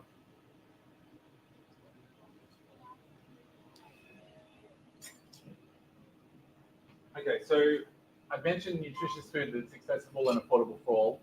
If we go back to, so we also talk about a focus on plant-based ingredients, and why why we do this is we don't say you should be vegan or vegetarian, but we do say that in culinary school, often there's a lack of focus on plant-based ingredients traditionally. It's changing, and I know Cordon Bleu has got one of their plant-based course is one of the fastest growing and very well respected.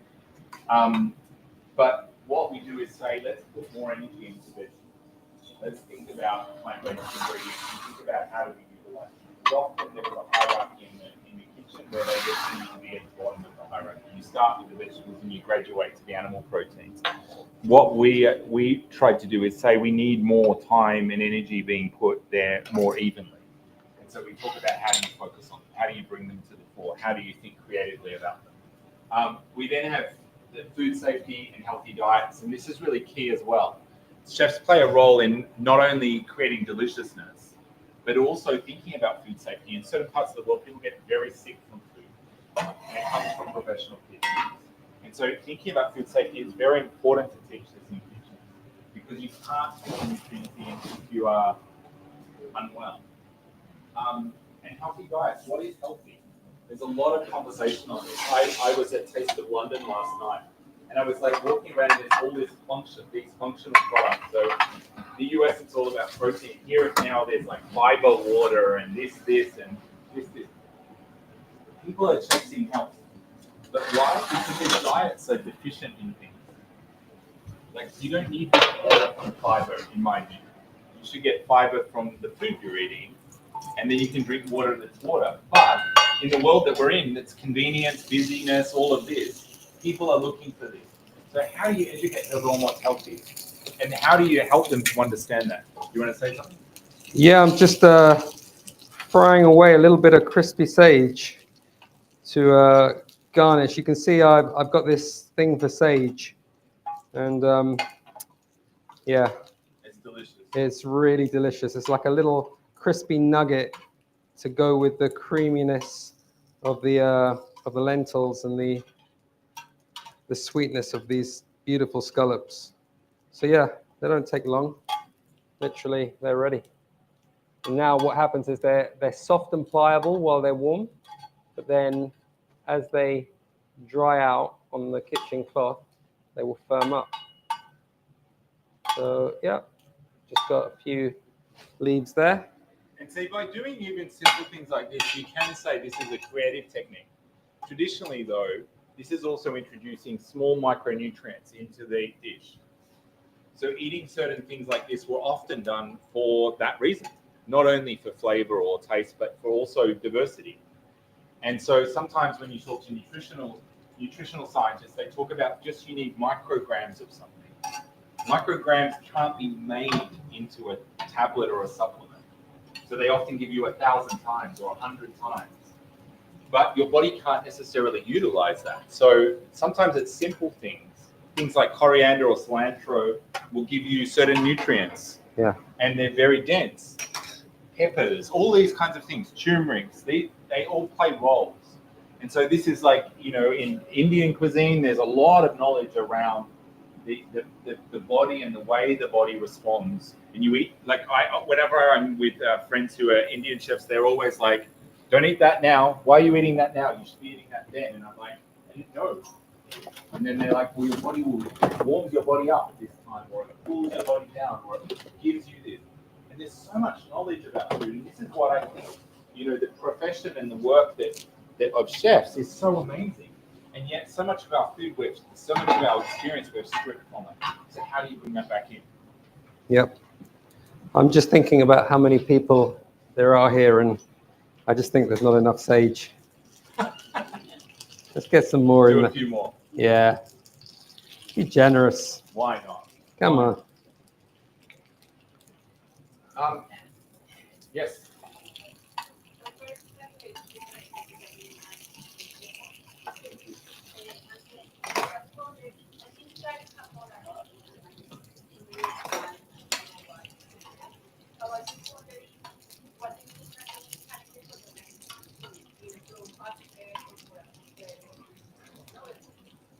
Sorry, say again.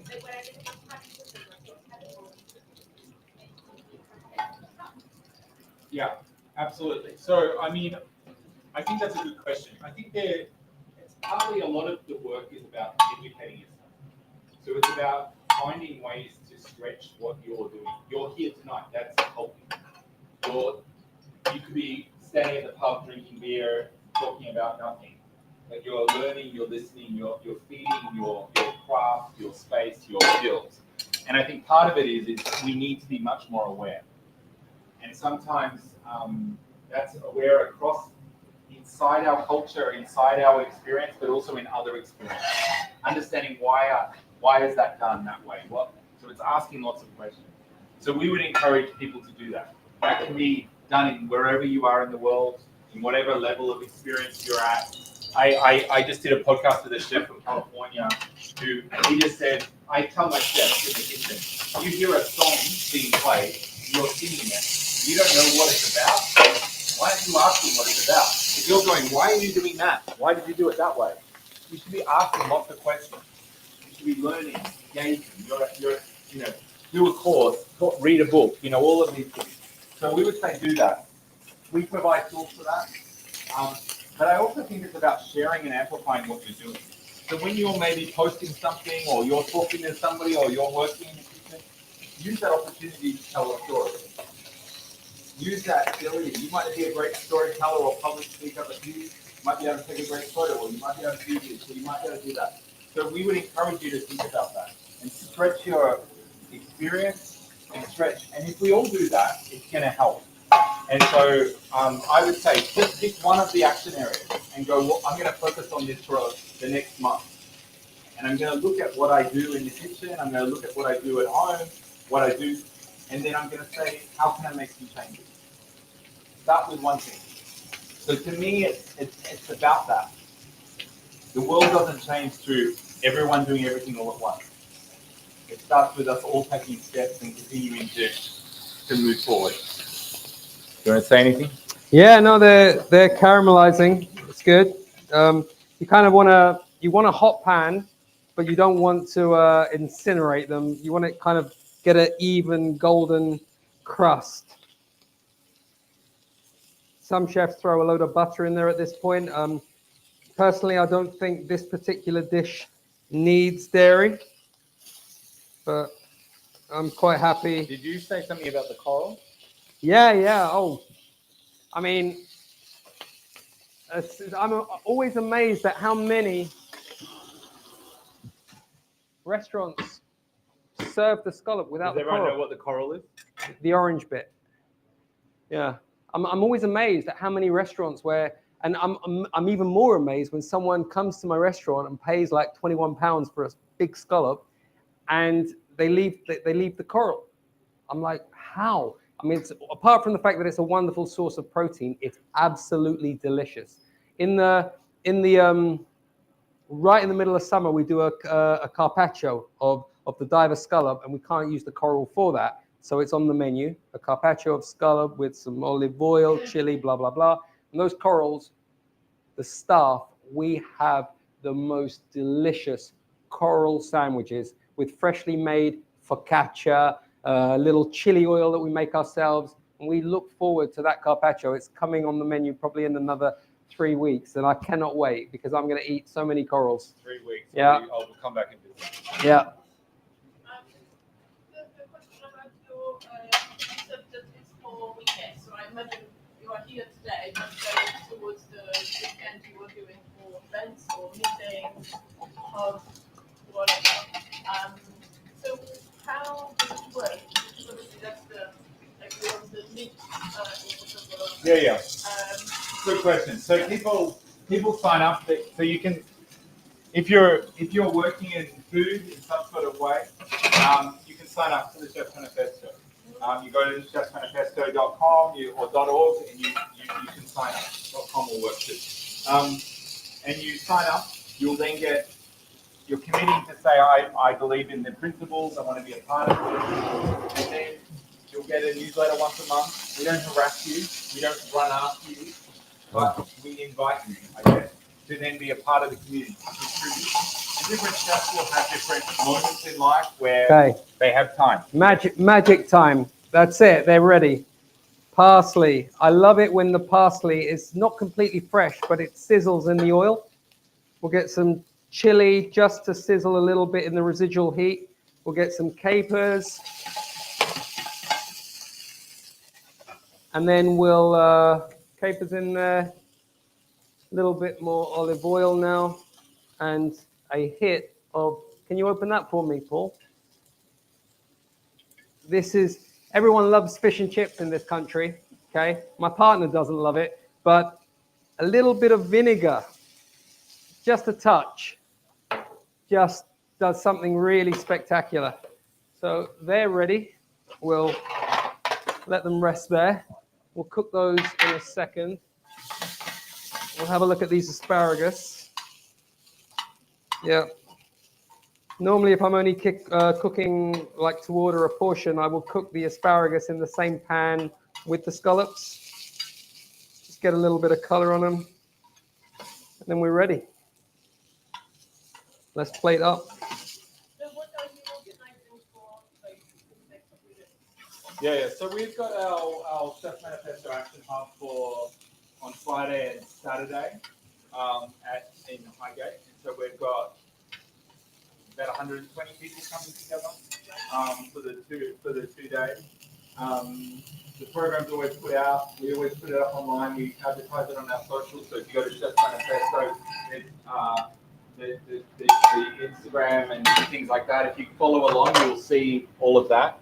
And then people can register and come along. And then we have a whole range of chefs doing different things, talking, engaging. It's a beautiful space. And we do that at different points during the year as well. So this is a big annual one. We have people coming in from all around the world, and they are a part of it. So you can take a look at that. It's a way to kind of get involved. The next 2 days are chock a block. We've oversubscribed already. We normally have space. We don't have a lot of space this time. So we've kind of stretched the friendship with our partners who are helping host us. But they're also great supporters. They were involved before we started, and they support it very well. And how often do you do it in London? In London, probably 2 to 3 times a year. Yeah. Yeah. But not a big event like this. We do smaller versions, but then we also do other events. We do dinners. We have a lot of different partners we work with. A lot of chefs that are very engaged will also work together. They'll collaborate on things. There's groups that work with corporate partners. So we've got chefs that are going out to different corporate venues and doing kind of this style for like Sony and for other brands, and stuff like that as well. So we try and give that experience, and that also helps enable them to fly in and stuff like that. So we try and find ways to support the chef. But you can never have everyone doing everything. So we tend to work with we try and curate. So take a look at it. We'd love you to do that. If you follow, so John Lawson on Instagram, it's Kickboxer Chef. Kickboxer Chef It is. on Instagram. It is. And Popolo Shoreditch. Yep.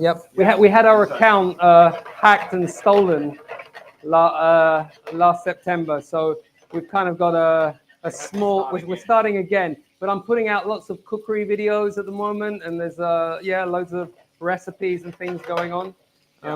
Yeah. So I mean, following along, and then if you follow like things like the Chefs Manifesto account, you'll start to meet some of the chefs doing.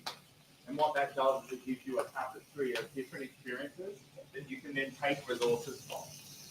Also check out the podcast Future Fork on all the YouTube and everything else. But there's like about 60 episodes there that have a range of chefs, have a lot of different kind of conversation with speakers. So even if you can't go to an event, you can kind of gather some of this. So that's the thing. Yeah. No. Me? I'm not a trained chef. I'm a connector. So I studied development, worked for 20 years for a big international NGO that worked in 120 countries. I then worked for the UN, and when I was working for the UN, I got asked to work. I worked with a lot of chefs. We ran major hunger programs around the world. I raised lots and lots of money for that. I then worked for the UN and got asked to go and work with Gaston Apurio in Peru, who is a chef there. If you're from Peru or many parts of the world, you know, and he wanted to address anemia. And he is more powerful than the president, I would say, in Peru. He can clap his hands and everyone lines up. And so we hosted dinner for the president and the major industry. And then out of that, we developed a TV show that is in its third season called Cocina con Causa, which is chefs going out and solving problems and helping to address things like anemia through creating recipes, addressing food challenges. And from that, I got asked to then set up this network, this ecosystem. So I don't just do chefs. I also run multiple other events and activities and campaigns. And we convene kind of actors. So we do a lot of champion work. I led the public engagement for the UN Food Summit for the Secretary General. I did a whole range of different things. And we have a team, Claire's part of it. We have a team in 11 countries of staff that are working to build campaigns. But one of the things we do is support chefs as champions to really speak into events. Because we went to a lot of events, a lot of food events that were talking about food, and there was no food that was being presented. There were no chef voices. Chefs were in the room, but they were working. And so what we do is try and use the food to tell the story and have connection between both. And so through that, I spend a lot of time in kitchens. I cook a lot. I love cooking. I actually am probably a gardener by heart. So I have an amazing garden. Your son, who I've met, Yeah. is at the moment he's an amazingly talented apprentice. Yeah. He's been working. Through this experience, Yeah. he's had the experience of working in some of the top restaurants in the world. Just by coming along with Dad from about age 10. He's just signed on to his chef apprenticeship, so he's in year 1. And he's had offers from a few friends to come and have some experiences. But so yeah, we may end up running a restaurant one day. Let me know. I'll come and wash dishes for you. So the principal dishes are here. We have nettles, lentils, a beautiful diver scallop with the coral intact, little piece of chili, some capers with lovely acidity, and a crispy piece of sage at the top. And then you have it here with asparagus. I would say this is probably the last week that we would be serving asparagus and nettles, but it's like so long. See you next year, and we'll be looking for the next ingredients to get into our pantry.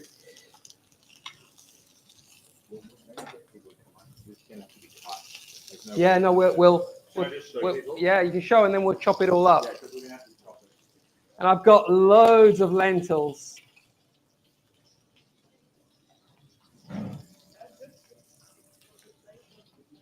Yum.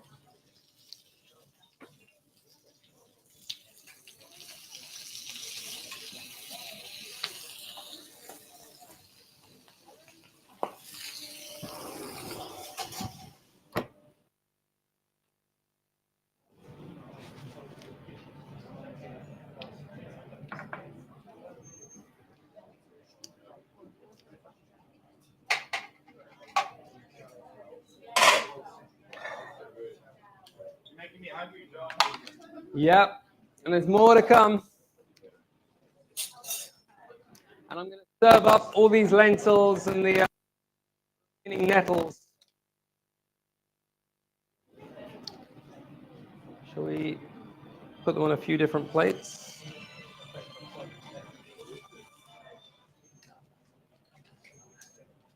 Yeah.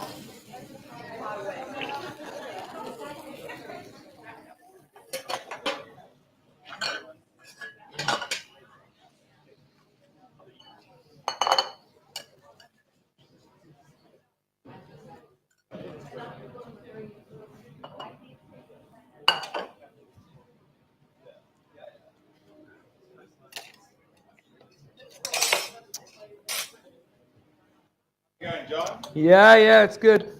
We're all good. Here you go. Thank you. Just gonna plate up the So last. we've done the scallops. Now the other one. Yeah. A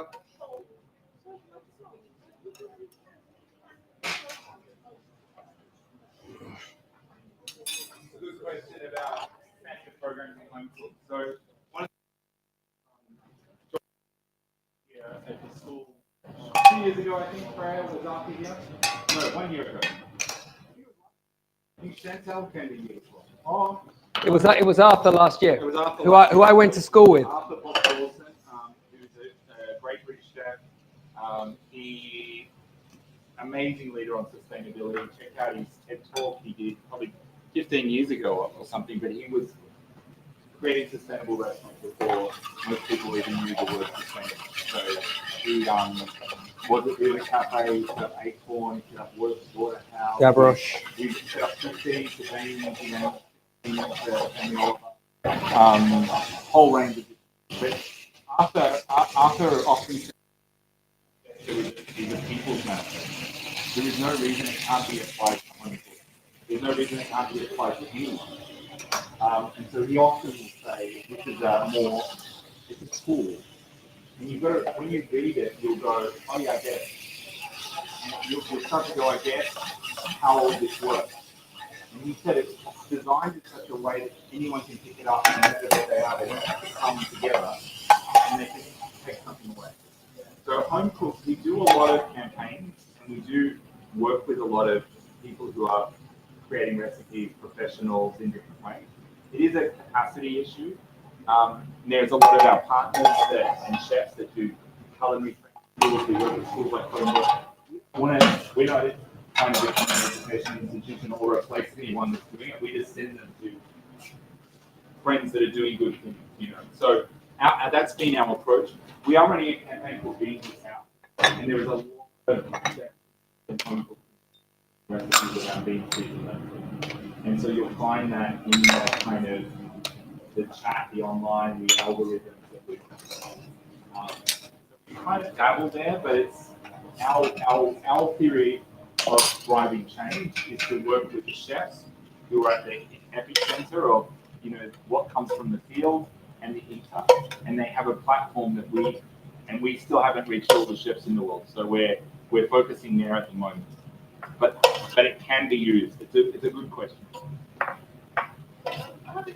What are food standards for a street restaurant? Depends where you are.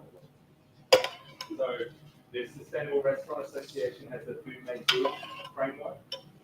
If you go to other parts of the world, there's the Green Michelin. There's so many different frameworks.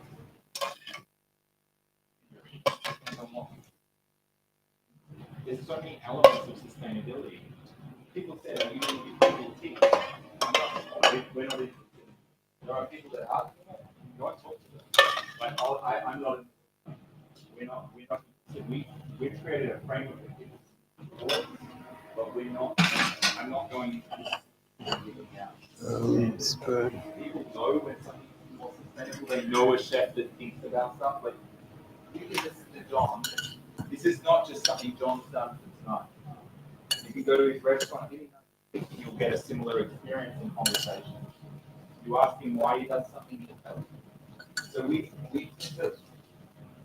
are a bit more selective in who we elevate, what voices we elevate.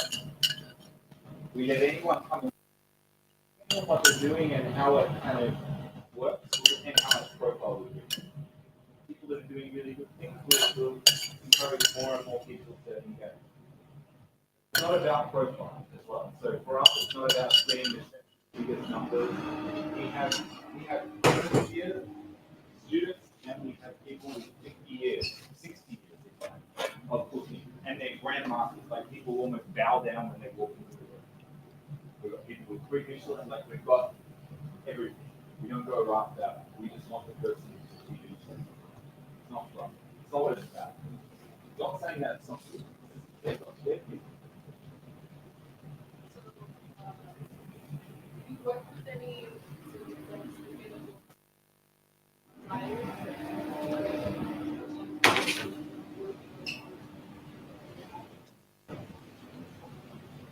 So we do it in different ways. We've been asked to do a bit more on, but we do. Our campaigns are 120 organisations that are partners with the Popolo. There's groups like Popolo, which is a British-grown pulses supplier. I did an Instagram live with one of their founders this morning. They grow all kinds of different. We work with companies like Bold Bean that are doing beans. We also work with Kraft Heinz and some of the bigger players. So we work at all. And we don't endorse brands. We allow them to present themselves and say, it's what we do. And then we say to chefs, is that good enough for your restaurant? And they make a decision. And everyone's at a different level. And the journey, and some people are on a journey where they're working through. Sometimes we go to make business work. So we have a network and a framework which is values-based. And this is something I learned from I'm older than I look. Experience. In my experience, I made a lot of mistakes. And so when you set up things on hard, fast rules, when you get values, you can move through them in a different way. So when you come to issues, you can ask questions, you can think about it, and go, what does this mean? How do we make a decision based on this, based on values? So we want to be inclusive, so then what does that mean? It means we can't always think, like there's things like this that are very, because the UN Sustainable Development Goals are every country in the world. They're not just some countries. So you've got to go, okay, how do you, what does that mean then to be inclusive really? It means you respect things, you respect people, respect different opinions. So there's like, yeah. I don't know if that's helpful, but there's a whole thought process. It's another lecture on how do you develop frameworks for people to engage with. If I make a move with you, after this program. Yeah, sure. Happy to share. John, Yeah. how's it going? Sorry, I'm talking over you. It's going really good. You're cutting that into 35 pieces. I am going to do my best. I mean, I think everyone can get a little slice actually. But I really wanted to show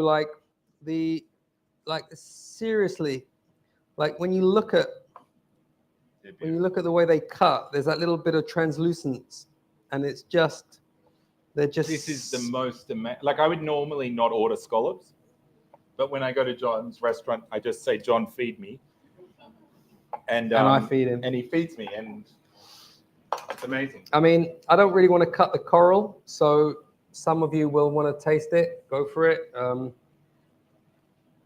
mean, this is all a bit kind of rustic, but yeah, I hope you all get to try a little piece of scallop.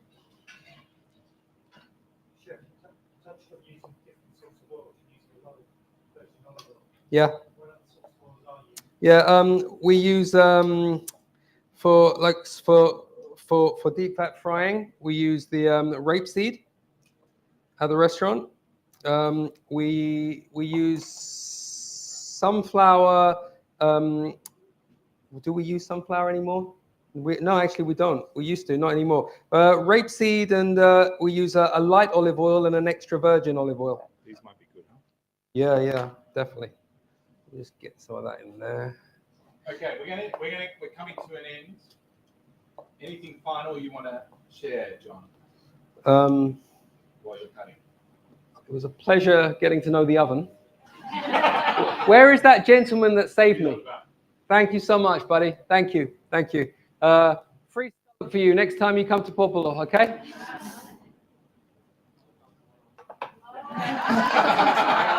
I'm not working tomorrow. Saturday.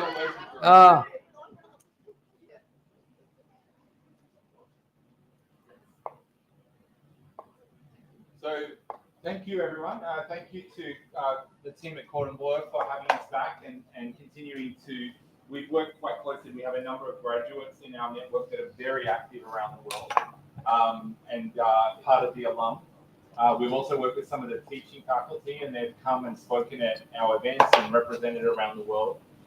So we don't endorse one school over another. We work with lots of schools, but we also have friends, and they've looked after us, and they invite us back, and we appreciate that. So thank you to the team at Cordon Bleu for inviting us. Thank you, John, for coming along, and otherwise it would have been far less interesting and less tasty. Go for it. But thank you everyone for joining. Thank you. And, Thank you very much.